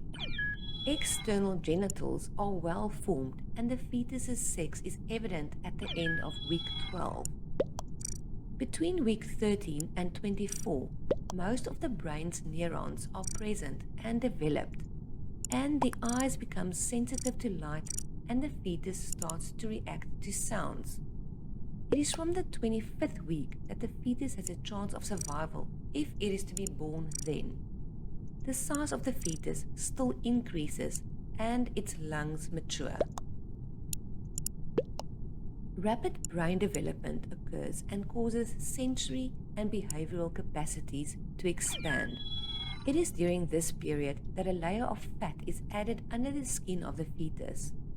Furthermore, antibodies are being transferred from the mother to the fetus to protect the fetus from any diseases. Most fetuses rotate into an upside-down position in preparation for birth. Let us now consider prenatal environmental influences before we move on to childbirth. It is at the end of week 38 to week 40 that the fetus or baby is ready to be born. Let us move on to the next part of our lesson, which involves us addressing prenatal influences and childbirth. Students, before we commence with the next part of our lesson, I want to give you something noteworthy, a quote by Jill Churchill. She said, "There is no way to be a perfect mother, and a million ways to be a good one."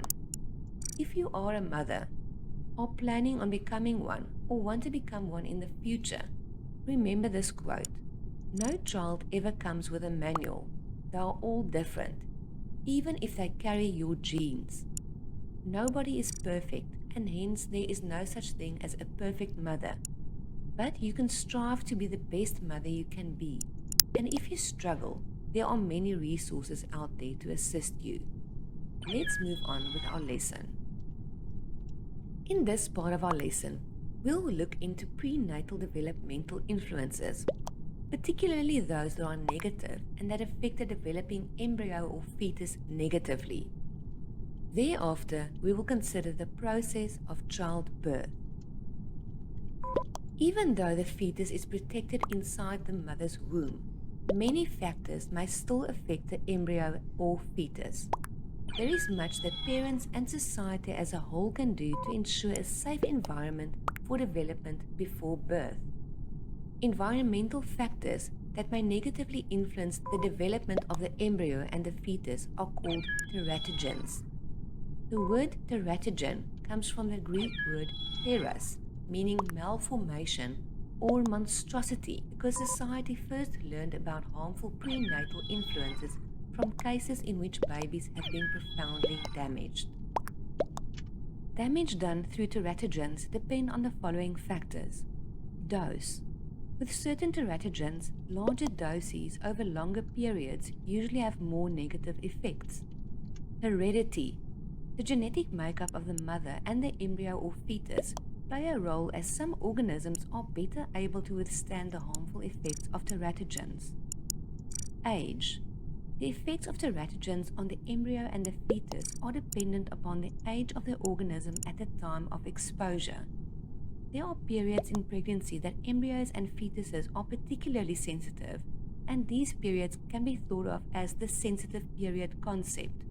It is especially during a period of rapid development that the embryo or fetus is especially sensitive to teratogens. There are other negative influences. These include the presence of several negative factors at once, such as the exposure to teratogens, poor nutrition, and a lack of medical care that can aid in harming the embryo and fetus. Let us consider some specific and the most common teratogens that are harmful to a developing baby. Prescription and non-prescription drugs. Several prescription and over-the-counter drugs have proved to cause birth abnormalities, lower birth weight, and lower intelligence in infants. Illegal drugs that the mother is addicted to causes the baby to also become addicted, and it has widespread negative effects such as problems in brain development, intelligence, birth deformities, breathing difficulties, and even death at birth. Research on using cocaine during pregnancy shows a constriction in the developing fetus's blood vessels, causing for a restriction in oxygen delivery to the fetus, which alters the production and functioning of neurons and the chemical balance of the fetus's brain. Smoking tobacco generally causes low birth weight in infants. However, other consequences such as possible miscarriage, premature birth, impaired heart rate, and breathing difficulties, asthma, and cancer later in childhood are also evident. Alcohol use during pregnancy can cause fetal alcohol syndrome, partial fetal alcohol syndrome, or alcohol-related neurodevelopmental disorder. Fetal alcohol syndrome is characterized by slow physical growth, a pattern of 3 facial abnormalities, brain injury, and other defects of the eyes, ears, nose, throat, heart, and other organs. Children suffering from partial fetal alcohol syndrome show 2 of the 3 facial abnormalities and brain injury, and children suffering from an alcohol-related neurodevelopmental disorder have impaired mental functioning without the other abnormalities of fetal alcohol syndrome or partial fetal alcohol syndrome. Radiation can damage the DNA in the ova and sperm. Mothers who are exposed to radiation during pregnancy may cause an embryo and fetus serious harm. Despite the additional risk of miscarriage, other symptoms of radiation may include babies with underdeveloped brains, physical deformities, and slow physical growth that is not in line with their milestones. Environmental pollution is a problem in a variety of industrialized countries around the world. In these countries, many different chemicals are released into the environment, and when examining such pollution, researchers found 287 contaminants in total. One such environmental teratogen is mercury.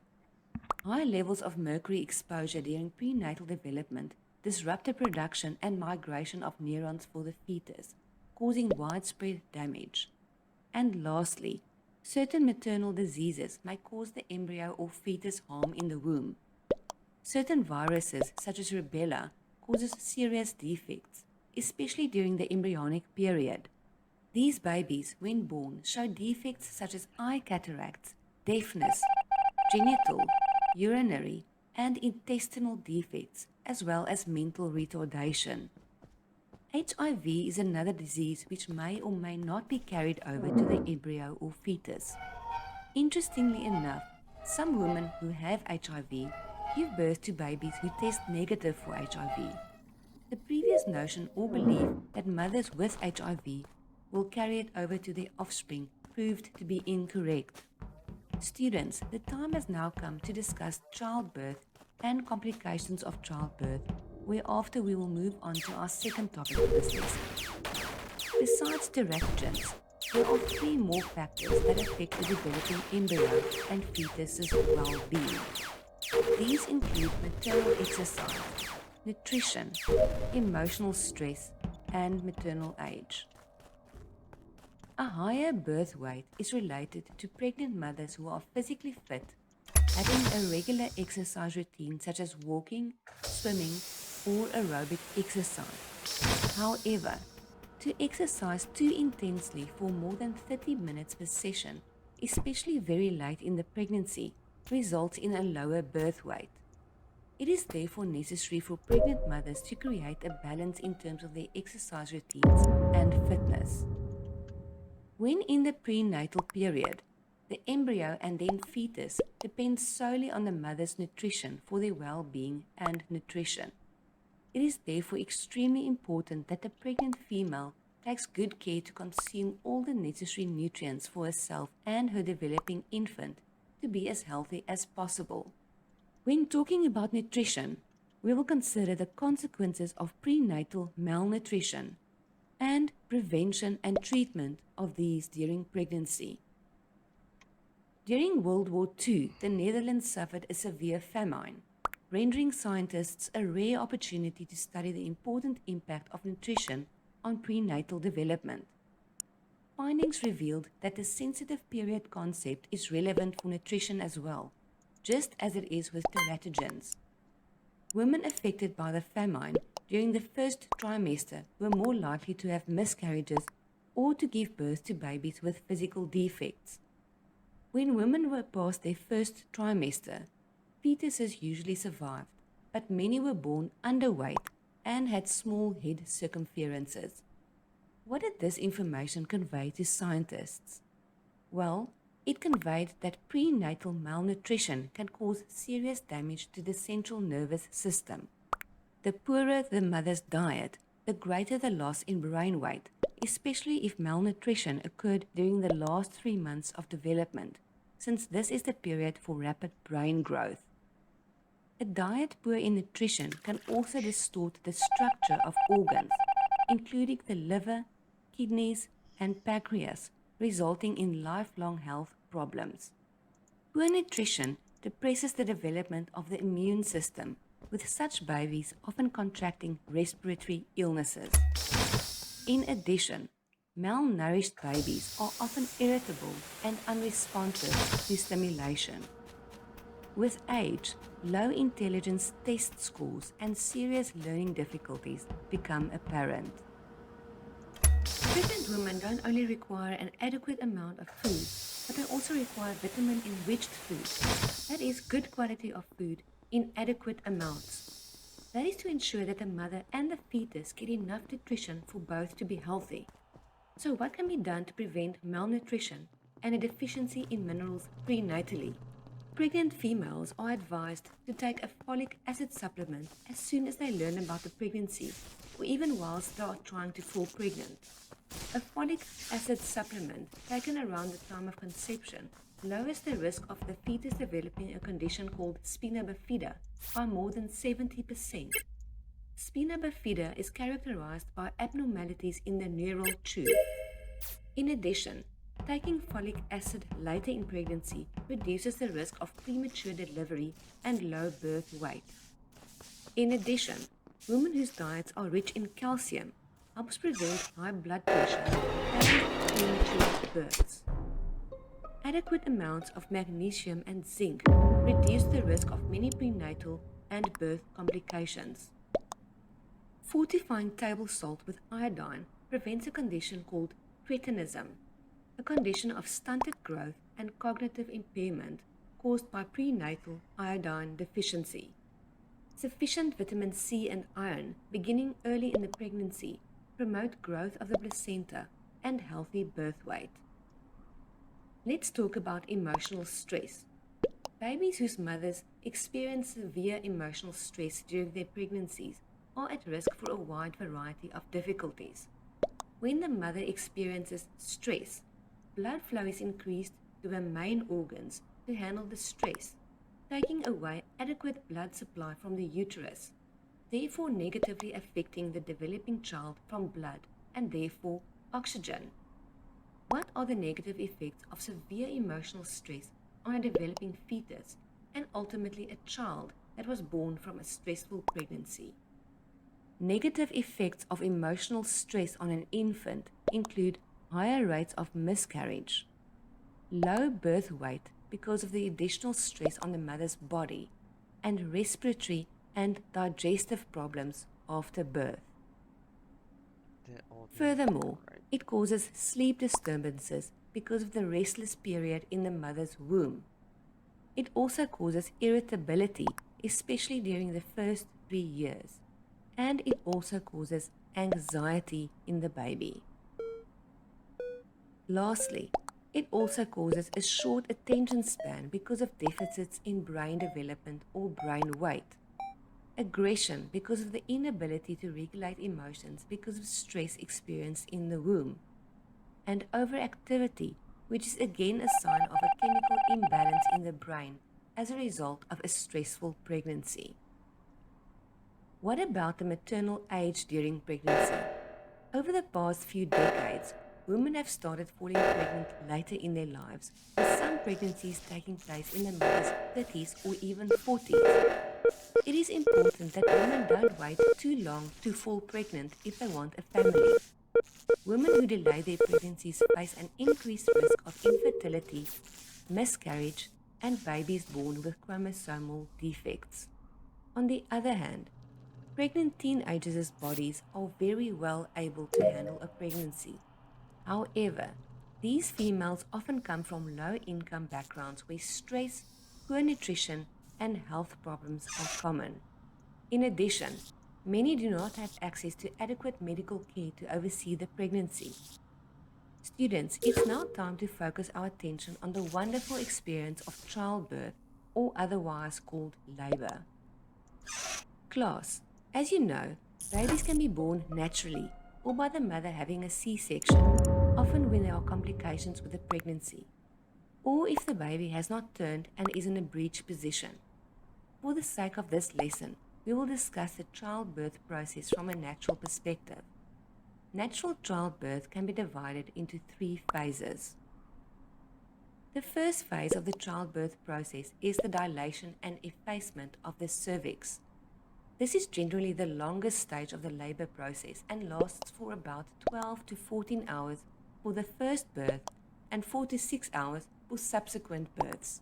Contractions of the uterus start and gradually become more frequent and powerful. Contractions cause the cervix, which is the uterine opening, to widen and to thin to almost nothing, thereby forming a clear channel from the uterus into the birth canal or vagina for the baby to be born through. The second phase of child labor is the delivery of the baby. Once the cervix is fully open or dilated, the baby is ready to be born. The second stage is much shorter than the first and lasts on average about 50 minutes for the first baby and approximately 20 minutes for subsequent babies. The uterus still strongly contracts and the mother feels a natural urge to squeeze and push with her abdominal muscles. As the mother squeezes and pushes, she forces the baby down the birth canal and out into this world. The final phase of childbirth is the delivering of the placenta or the birth of the placenta.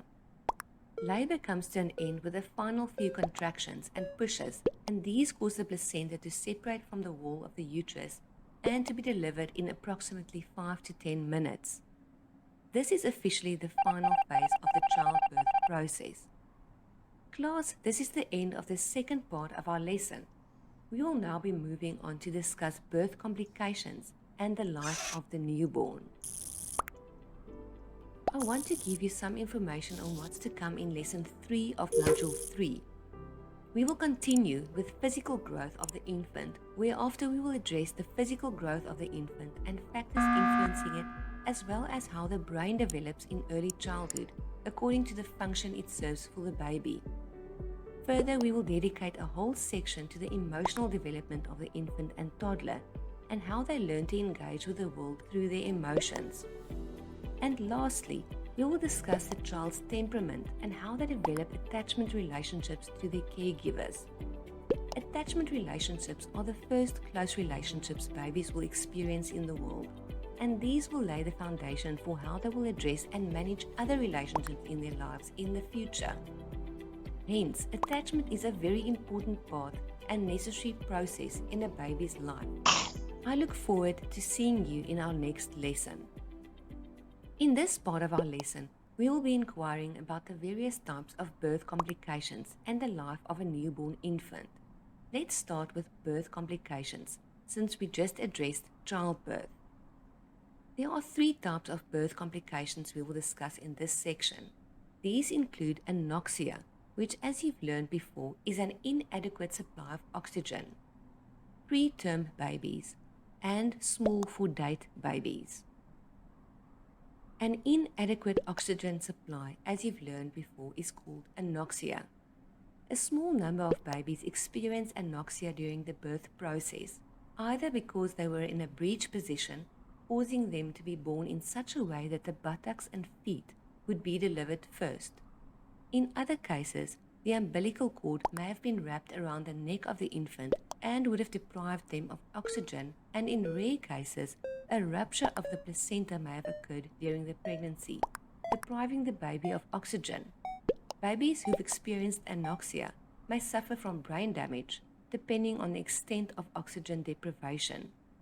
If you are pregnant or planning to become pregnant, don't be scared of these complications.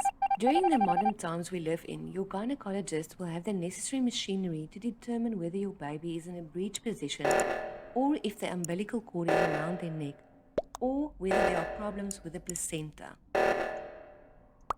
What does preterm babies mean? Preterm babies are those who have been born before the end of a full 38-week pregnancy, or who weigh less than 5.5 pounds or 2.5 kilograms.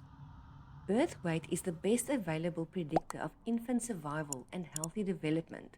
Hence, mothers would want to do anything in their power to develop a full-term baby who weighs above 2.5 kilograms, although always not determinant upon the mother. Many other factors cause low birth weight and preterm babies, such as the mother developing a condition called preeclampsia. This condition is a pregnancy complication where the mother develops unhealthy levels of high blood pressure and signs of damage to another organ system, most often the liver and the kidneys.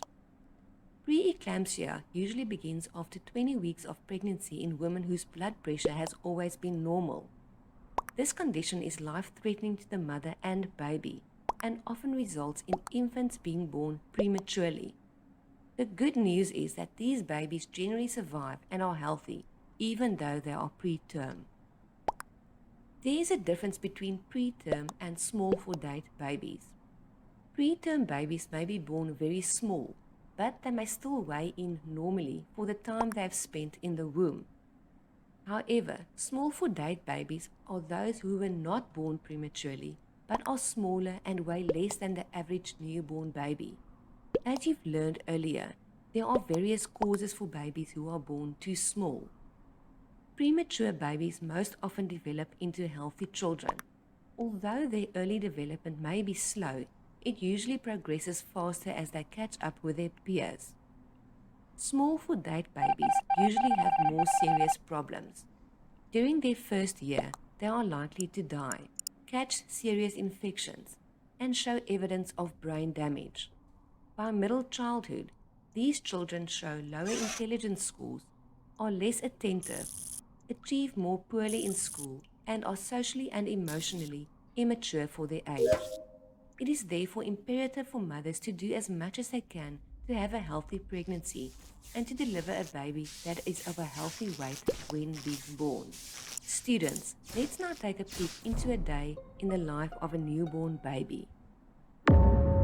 As you very well know, students, babies are cute and cuddly. Even though newborns are still so little or small, they have a couple of capabilities that help them signal their needs to their parents. A day in the life of a newborn usually consists of the following: sleeping, feeding, cuddling and playing, and crying. Newborns need a lot of sleep and generally spend their time sleeping between feeding. Each sleep period is approximately 2 to 3 hours. Babies might stir every 40 minutes or so and would need their mothers to settle them in again to get back to sleep. In a 24-hour period, newborns may sleep for a good 16 hours. Newborns cannot tell the difference between night and day and often wake their mothers 2 to 3 times for feeding during the night. Once your baby is a month old, they may start sleeping for longer periods during the night, and from 3 to 6 months old, they may sleep for 4 to 5 hours at a time. Mothers should be flexible with their newborn babies because their sleep patterns change regularly, and mothers need rest too. So it is best to be flexible and get as much rest as possible to care for your newborn. Let us consider the feeding of a newborn. A newborn baby needs about 6 to 8 feeds in a 24-hour cycle for a total of around 2 to 5 hours a day, regardless of whether the mother decides to breastfeed or bottle feed. Breast milk is more easily digested, and if breastfeeding, the newborn may even need to feed up to 12 times per day. At certain times, the baby may want to feed very frequently, a term which is called cluster feeding, and after cluster feeding, they may have a longer sleep. If mothers want to calculate the time between feeds, they should work out the time from the beginning of the last feed and not the end. Feeding time is also a good time to bond with your baby and cuddle her, letting her know she is safe with you, her mother. Making time to cuddle your baby and to provide for some playtime is a good idea. This is very important for the baby's growth and development and establishes a good bond between the parent and the baby. Some ideas for cuddling and playing may include to smile, to make eye contact, and to talk to your baby. To sing nursery rhymes to your baby, taking your baby for a walk, or reading to your baby or telling them a story. What more can you do to cuddle and play with your baby? Well, you can make funny faces so that your baby can start understanding facial expressions. You can show your baby different objects while talking to them. You can make sure to give your baby supervised tummy time every day. And when engaging with your baby, make different sounds, and you can even give your baby a soft massage. Because newborn babies sleep a lot, they don't need that much time for playing, but these above activities are a good way to interact with and build a bond with your baby, in addition to helping them with their growth and development. Class, we are now at the end of our lesson. I provided you with a lot of information on child development, from prenatal development to the life of the newborn. In further lessons in this module, you will learn more about development and growth, and the family, and I really look forward to providing you with this information. This is the end of Lesson 2 of Module 3 for your course diploma in psychology. Well done for coming this far and learning so much and taking in so much information. As mentioned, in the next lesson, we will go further to discuss growth of the infant and toddler and their emotional development, as well as attachment. See you soon for Lesson 3. Thanks for joining this class today, students. Be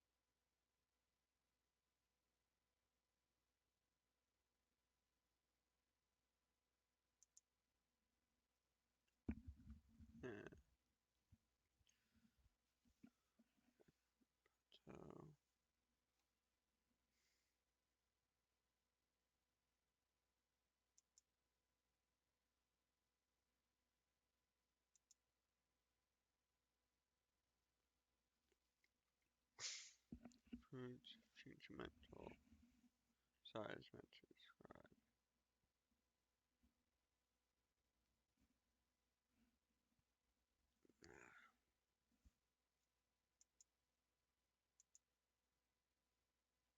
Chromosome is DNA.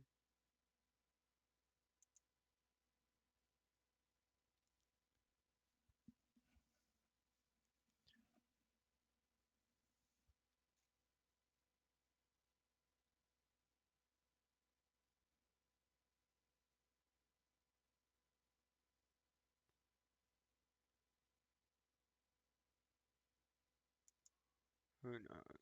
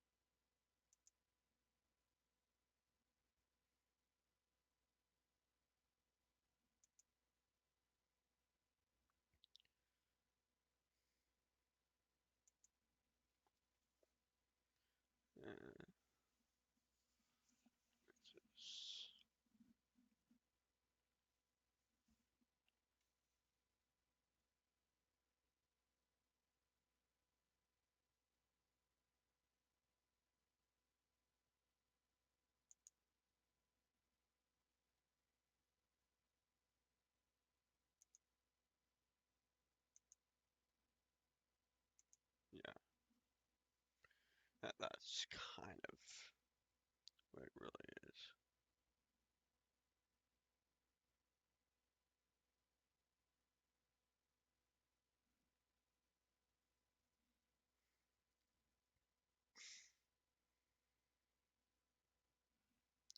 And I am wondering, how did I rate of this? Which will be in 3, 2, 1, view page.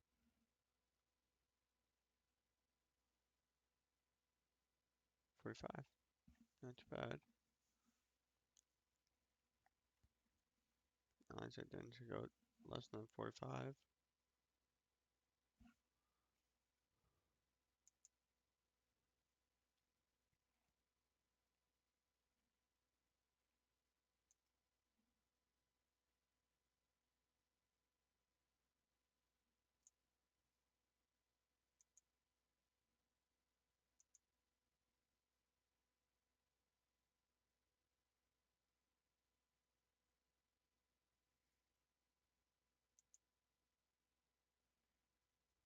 Today's lesson comprises physical growth, emotional and attachment development, and temperament. We shall just commence and call it physical and emotional development. In the previous lesson, we focused on prenatal environmental influences, conception and childbirth, and now we will commence with how the infant further develops in terms of their physical growth that entails changes in body size, body proportions, changes in muscle and fat makeup, and skeletal growth. Okay.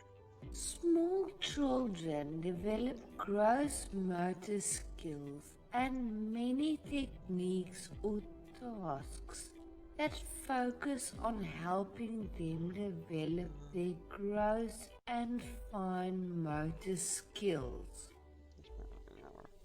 Further to their physical growth, a young child's brain also continues developing, and this will also be addressed in this lesson. Further to this, we will address factors that impact on physical growth, and then we will commence with speaking about emotional development, attachment, and temperament. I hope you enjoyed this lesson with me and that you find it insightful. For this lesson, we have 3 core objectives. Firstly, we will address physical growth and brain development. Secondly, we will discuss in length the young child's emotional development. And finally, I will delineate temperament and emphasize the importance of attachment.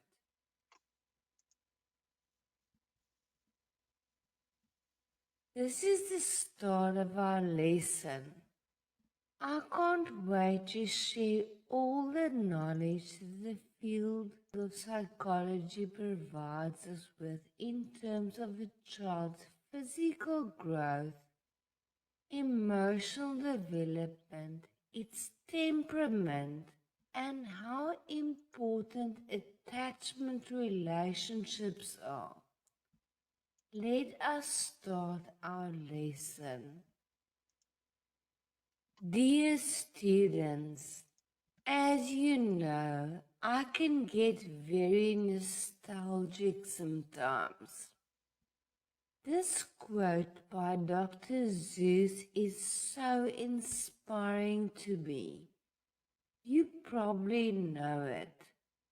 But Dr. Seuss says to a child that you have brains in your head. You have feet in your shoes. You can steer yourself any direction you choose. You're on your own, and you know what you know. And you are the one who'll decide where to go. We are talking about child development. Always remember that your child is different from other children and even different from you. They will develop in their own ways and at their own time, with our loving guidance, of course. Let us be inspiring to our children, giving them the love, care, and attention that they so much need to develop into healthy adolescents and adults to one day make the right decisions for them. Class, we will commence with speaking about physical growth and brain development in young infants first. Let's consider physical growth for a while. Compared with other animals, primates and humans both experience prolonged periods of growth. This prolonged physical immaturity serves a function. It keeps children dependent on their parents and other caregivers for helping them develop and acquire the knowledge and skills essential for life in a complex world. In terms of the cause of physical growth, we will discuss changes in body size, changes in body proportion, changes in muscle fat makeup, skeletal growth, gains in motor skills, and hormonal influences on physical growth. Changes in body size are the most obvious signs of growth in a child. During infancy, such changes are rapid, with the height of the infant having increased by 50% by the end of its first year. By the second year, the change in height has increased by 75%. In terms of weight, by the age of 5 months, birth weight has generally doubled and tripled by the age of 1 year and quadrupled by the age of 2. After the age of 2, growth gradually slows down when children add approximately 2 to 3 inches in height and 5 pounds in terms of weight each year. A child's body parts do not always grow at the same rate. After birth, for example, the body and chest dominate the body size of the infant, followed by the lower part of the body that picks up speed in growth. Physical growth during infancy and childhood follows the proximo-distal trend. Growth from the center of the body outwards. The head, chest, and trunk grow first, and then the arms and legs, and finally the hands and feet. This changes during puberty. In puberty, the hands, legs, and feet accelerate first, followed by the torso, which accounts for much of the adolescent's growth in height.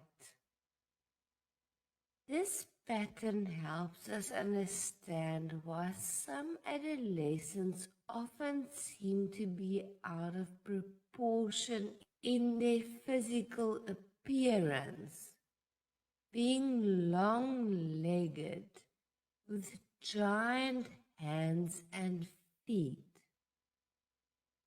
During infancy and childhood, girls and boys have similar body proportions, but during adolescence, things change. This is because of the influence of sex hormones, We will discuss puberty in lesson 6 of this module, so look out for further information on puberty in that lesson. As you've learned in the previous lesson, body fat, which lies just beneath the skin, increases during the last few weeks of pregnancy and continues to increase beyond birth, reaching a peak at approximately 9 months of age. This is usually called baby fat and helps the infant keep a constant body temperature. As from the second year and into middle childhood, most toddlers slim down, losing their baby fat. Girls have more body fat at birth than boys, a difference that persists into the early school years and then magnifying. At about the age of 8, girls start to add more fat on their arms, legs, and trunk, and they continue to do so until adolescence, while the arm and leg fat of adolescent boys decrease. Muscles start accumulating slowly throughout infancy and childhood, with a dramatic rise during adolescence. Both genders gain a lot of muscle during adolescence, but the increase is 150% greater in boys who develop larger skeletal muscles, heart and lung capacity.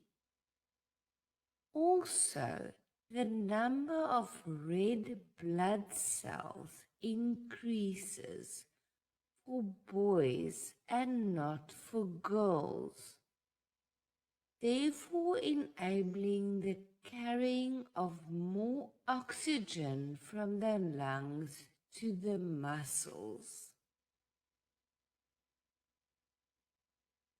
Children grow at different rates, and that is why scientists have devised a useful way of studying the causes and consequences of such differences. According to science, the best way to estimate a child's maturity is by taking into account its skeletal age. Skeletal age is a measurement of the development of the bones of the body. When in the uterus, the embryo's skeletal system is formed out of soft, pliable tissue called cartilage. In the 6th week of pregnancy, the cartilage cells begin to harden into bone, which is a gradual process continuing throughout childhood and adolescence.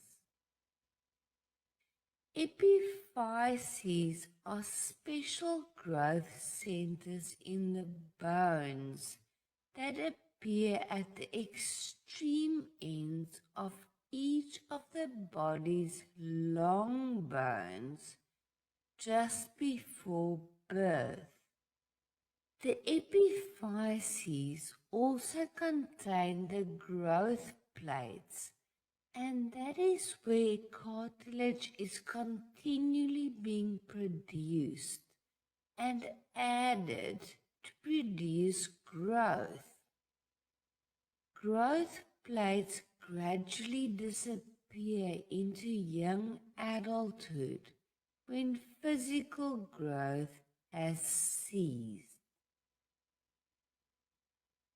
Changes in physical size, proportions, and muscle strength support and enable the child to rapidly develop gross motor skills.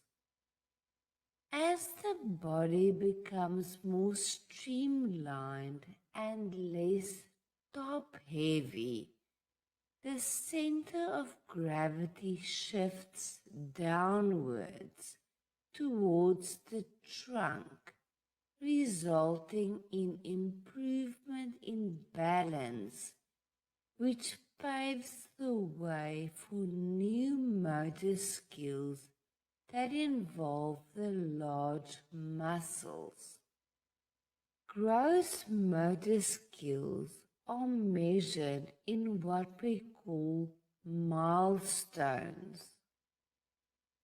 Milestones include the ability to walk, jump, hop, to push things, and to catch objects.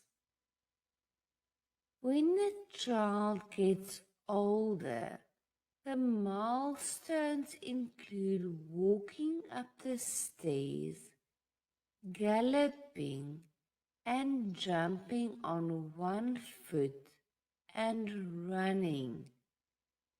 And even later on, the milestones include riding a bicycle, skipping and sideways stepping, doing vertical jumps, and batting a ball.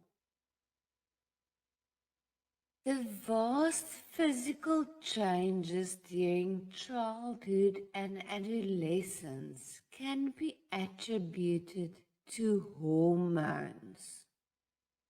The endocrine glands manufacture hormones, which are chemical substances that are secreted by special cells in one part of the body that passes to and influence cells in another part of the body. The most important hormones for human growth are released by the pituitary gland that is located at the base of the brain near the hypothalamus, a structure that initiates and regulates pituitary secretions. The pituitary hormones are entered into the bloodstream directly and act on the body tissue to induce growth. And they also stimulate the release of other hormones from the endocrine glands located elsewhere in the body. The hypothalamus is very sensitive and contains special receptors for detecting hormone levels in the bloodstream.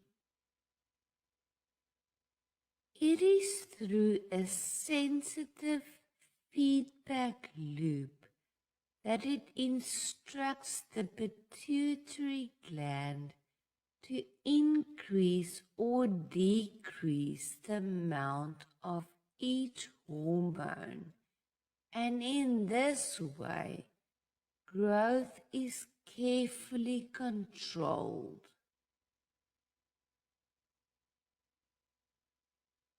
The human growth hormone, or HGH, is the only hormone that is secreted throughout life, and it affects the development of all tissues except the central nervous system and the genitals.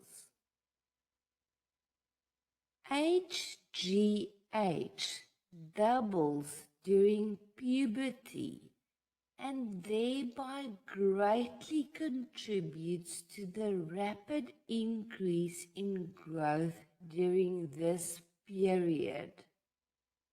The hypothalamus and the pituitary gland prompt the thyroid gland to release thyroxine, a hormone that is necessary for brain development and for the human growth hormone to have its full impact on body size. Infants who are born with a deficiency in thyroxine must receive it immediately to prevent mental retardation. A deficiency in thyroxine causes slower physical growth, but children who are supplemented with the hormone eventually reach their normal size. The human brain is the most complex and advanced living structure on Earth today. It is the organ that reaches its maturity first in the developmental process of any human being. We can best understand brain growth by looking at it from two perspectives: the microscopic level of individual brain cells and the larger level of the cerebral cortex, the most complex brain structure and the one responsible for the intelligence of our species. Let us start with the microscopic level of individual brain cells. The human brain has approximately 100 to 200 billion neurons or nerve cells that store and transmit information, many of which have thousands of direct connections with other neurons. Let's think about neuronal development. Neurons develop during the prenatal period, and that is why good prenatal care is so important. During this prenatal period, neurons are produced in the embryo's primitive neural tube, and from the neural tube they migrate to form the major parts of the brain. Once the neurons are in their place, they differentiate and establish their unique functions by extending their fibers to form synaptic connections with cells next to them. During infancy and early childhood, neural fibers grow at a rapid pace. Another aspect of brain growth is programmed cell death. As synapses form, many surrounding neurons die to make space for these connective structures. Some 20 to 80% of neurons die during this period, depending on the brain region. You may be wondering about this phenomenon, but do not worry.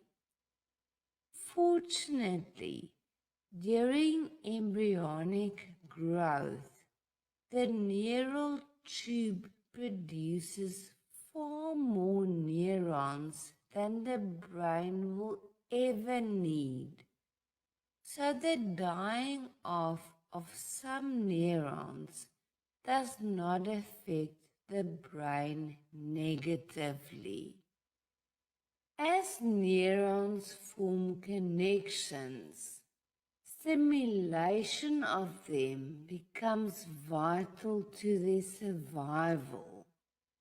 Neuronal connections that are not stimulated lose their synapses, and this is called synaptic pruning, and they return to neurons that are not needed at that particular moment.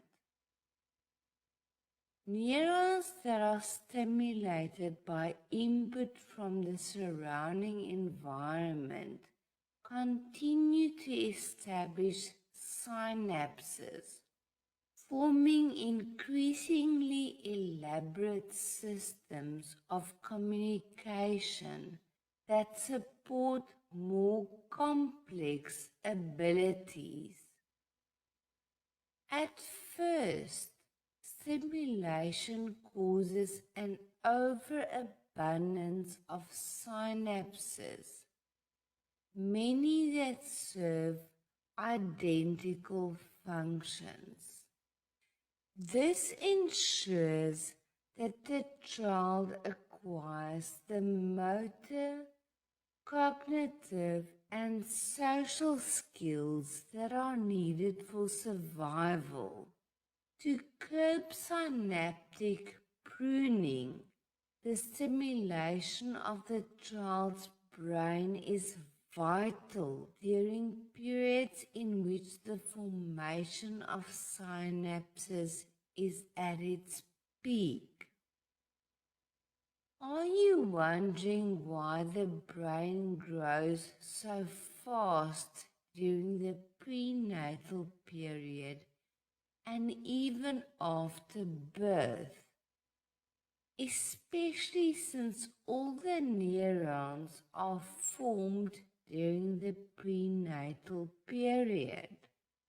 Well, this is because approximately half of the brain's volume consists of glial cells, those which are responsible for myelination, the coating of the neural fibers with an insulating fatty sheath called myelin. Myelin improves the efficiency of message transfer. Glial cells rapidly multiply from the 4th month of pregnancy up to the 2nd year of life. it still multiplies beyond 2 years up until adolescence, but at a slower rate. Dramatic increases in neural fibers and myelination are therefore responsible for the swift gain in overall brain size. At birth, the brain is 25% of its size. By age 2, it reaches 70%, and at 6 years, it has grown up to 90% of its total size. Let us now consider brain development at the larger level of the cerebral cortex, the most complex brain structure responsible for the intelligence of our species. The cerebral cortex is the structure of the brain that surrounds the inner part of the brain. It is also the largest part of the brain, accounting for approximately 85% of the brain's weight and containing the largest number of the brain's neurons and synapses. It is also the last part of the brain that stops growing and is therefore vulnerable to environmental influences for a longer period of time than any other part of the brain. The cerebral cortex develops in 3 main steps, namely the production and differentiation of the neuronal stem cells into neuroblasts, which are premature neurons and glial cells. The migration of neuronal precursors toward the cortical plate by either circular or lateral movements, and cortical organization into 6 layers associated with synapse formation and then dying off of certain cells, as discussed previously.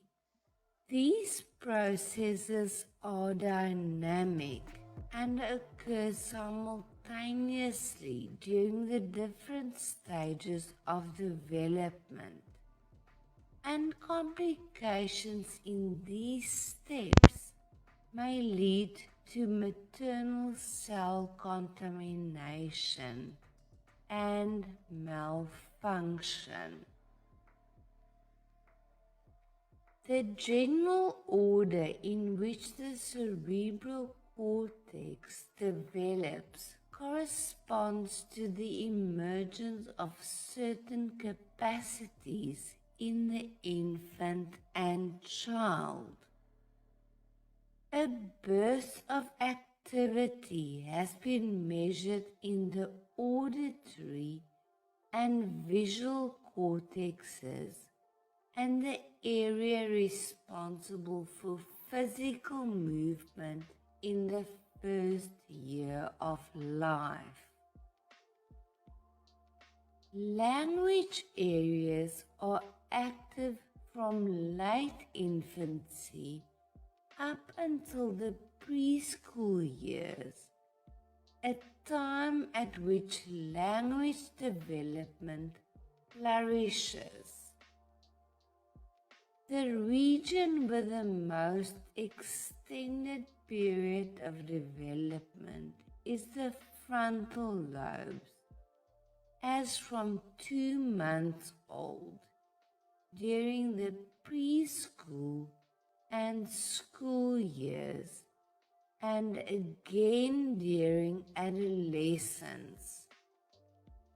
The frontal lobes are responsible for thoughts and, in particular, consciousness, attention, inhibition of impulses, integration of information, and use of memory, reasoning, planning, and problem solving.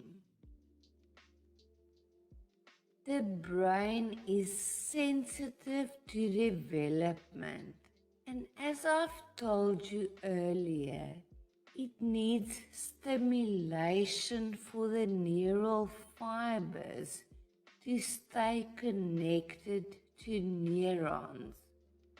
Otherwise, neurons become dormant and are not used. However, there are 2 types of periods of development that can be characterized as a period of sensitivity for brain development in young children.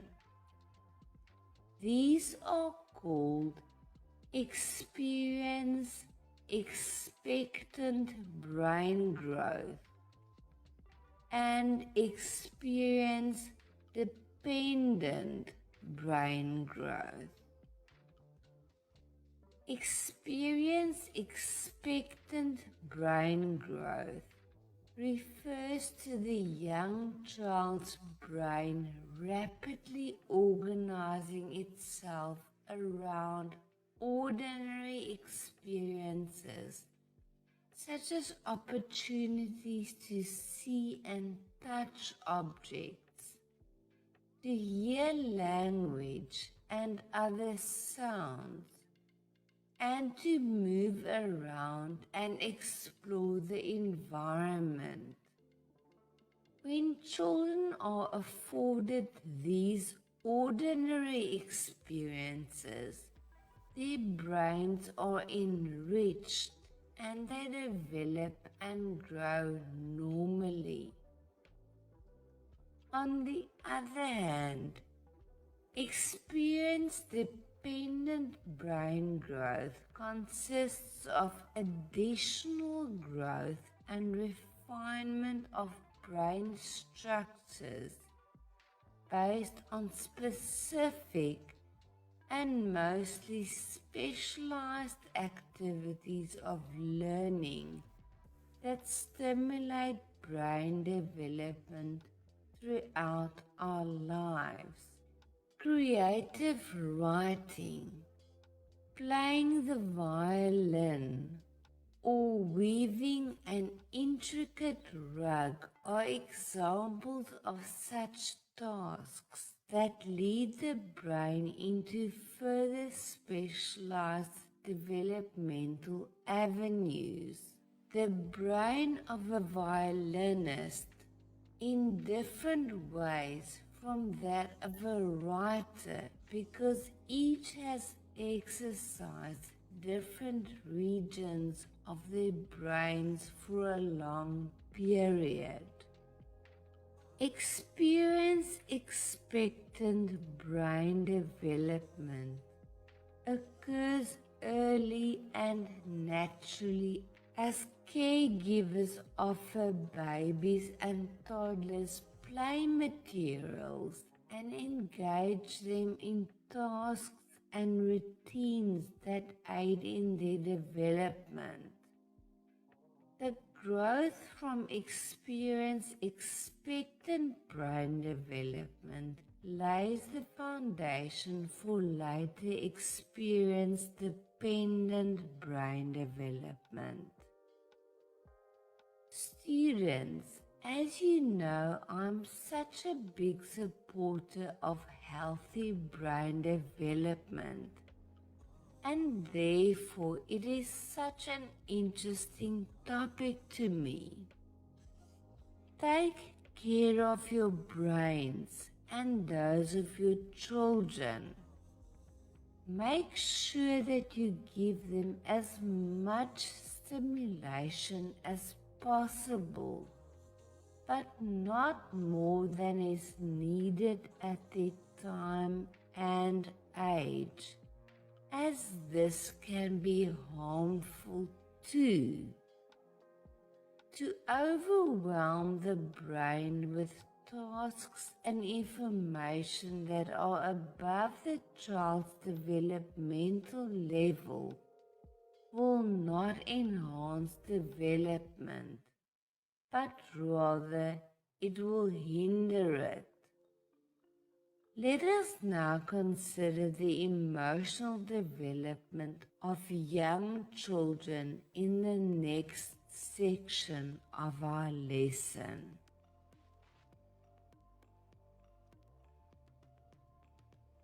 Students, in this part of the lesson, we will address the functions of emotions, the development of emotional expression, understanding and responding to the emotions of others, and the development of shyness and sociability. Do you wonder about emotions? Think back on the past day or two.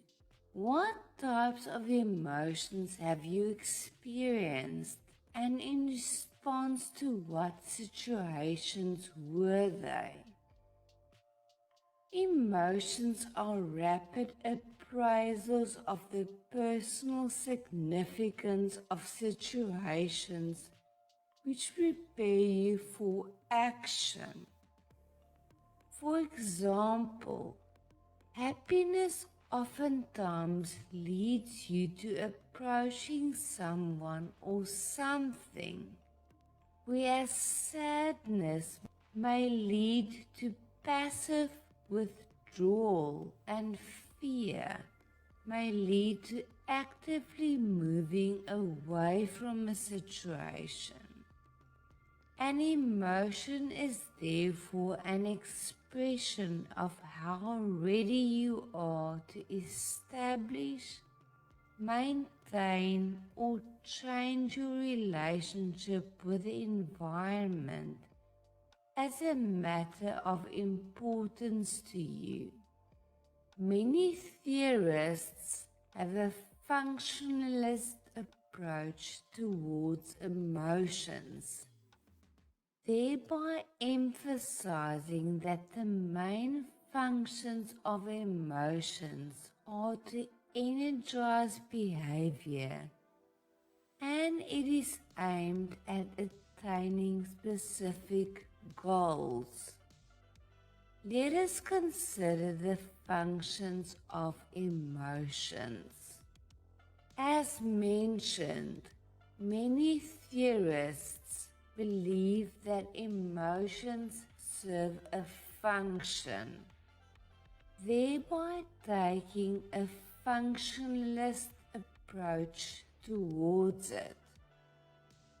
They believe that emotions serve as a role when it comes to cognitive processing, social behavior, and our health. We shall start with emotions and cognitive processing.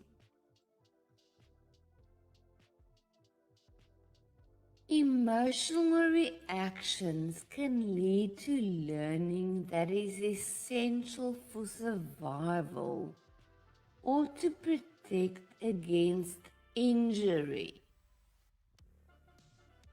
Fear about a certain situation or even the emotion of uncertainty may keep you out of harm's way.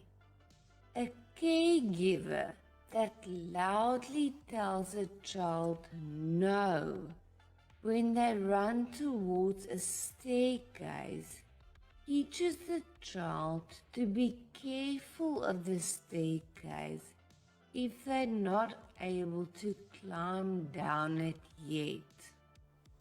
The emotion of anxiety is also part of cognition and is evident in the performance of activities or tasks where one is measured.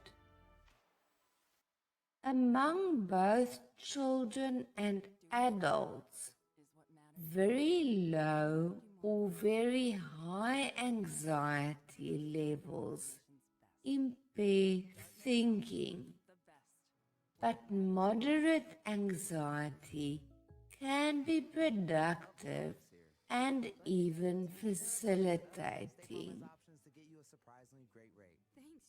Emotions also affect memory.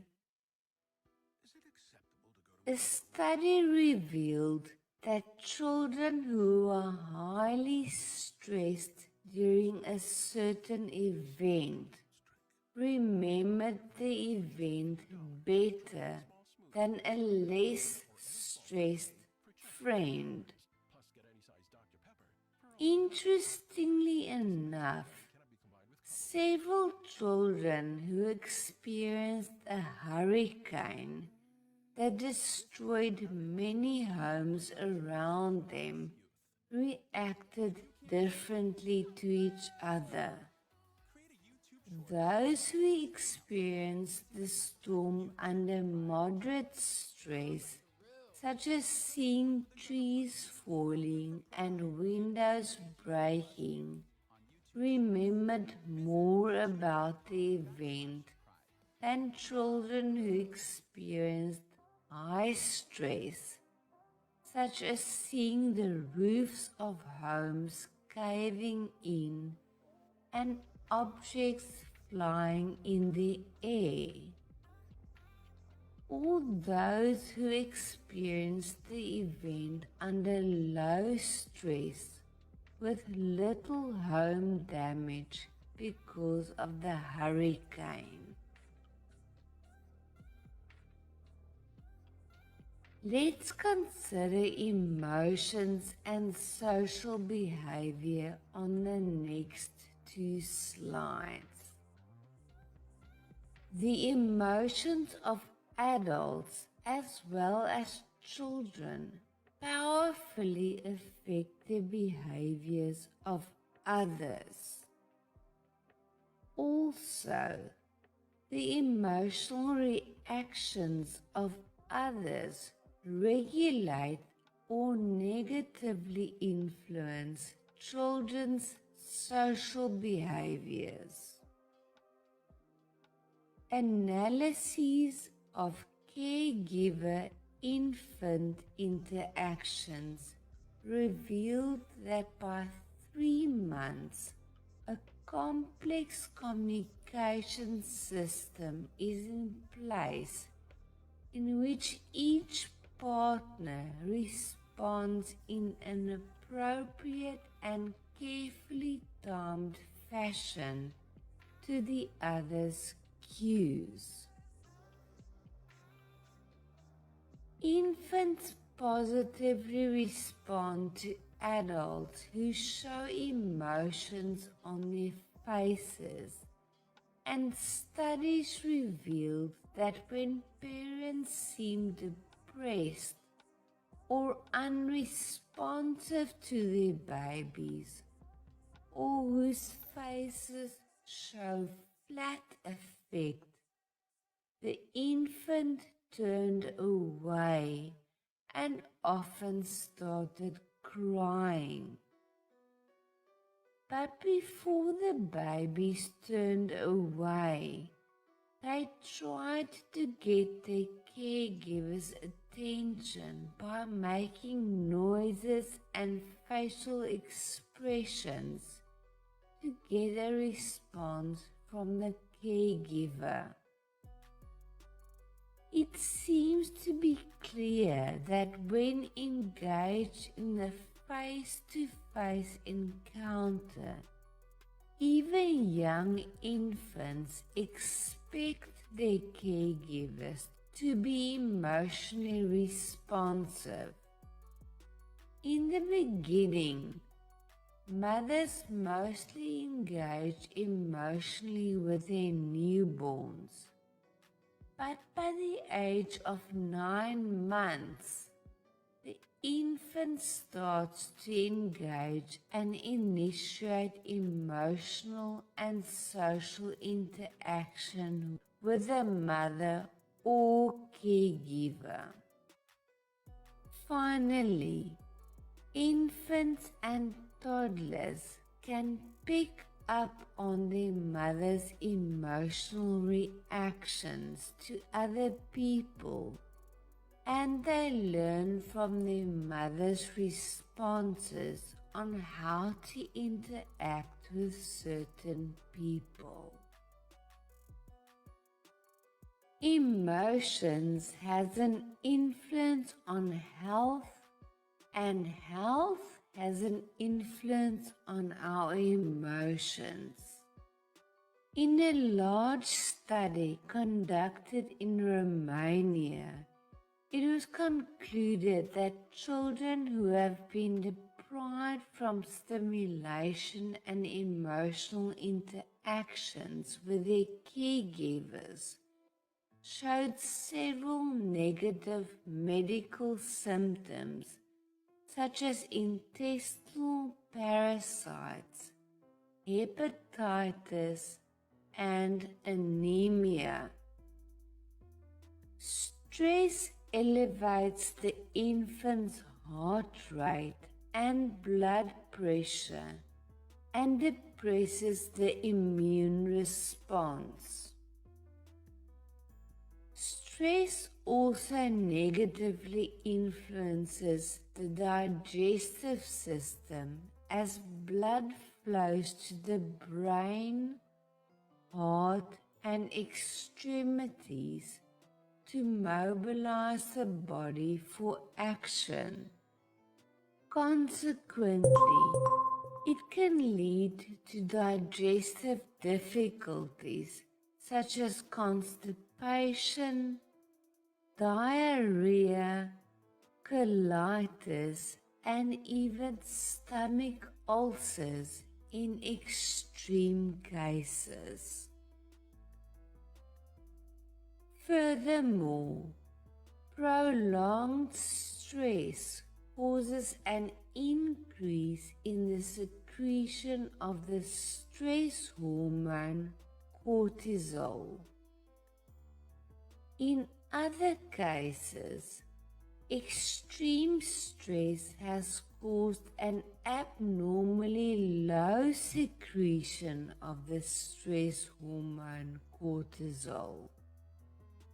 When cortisol levels are too low, it has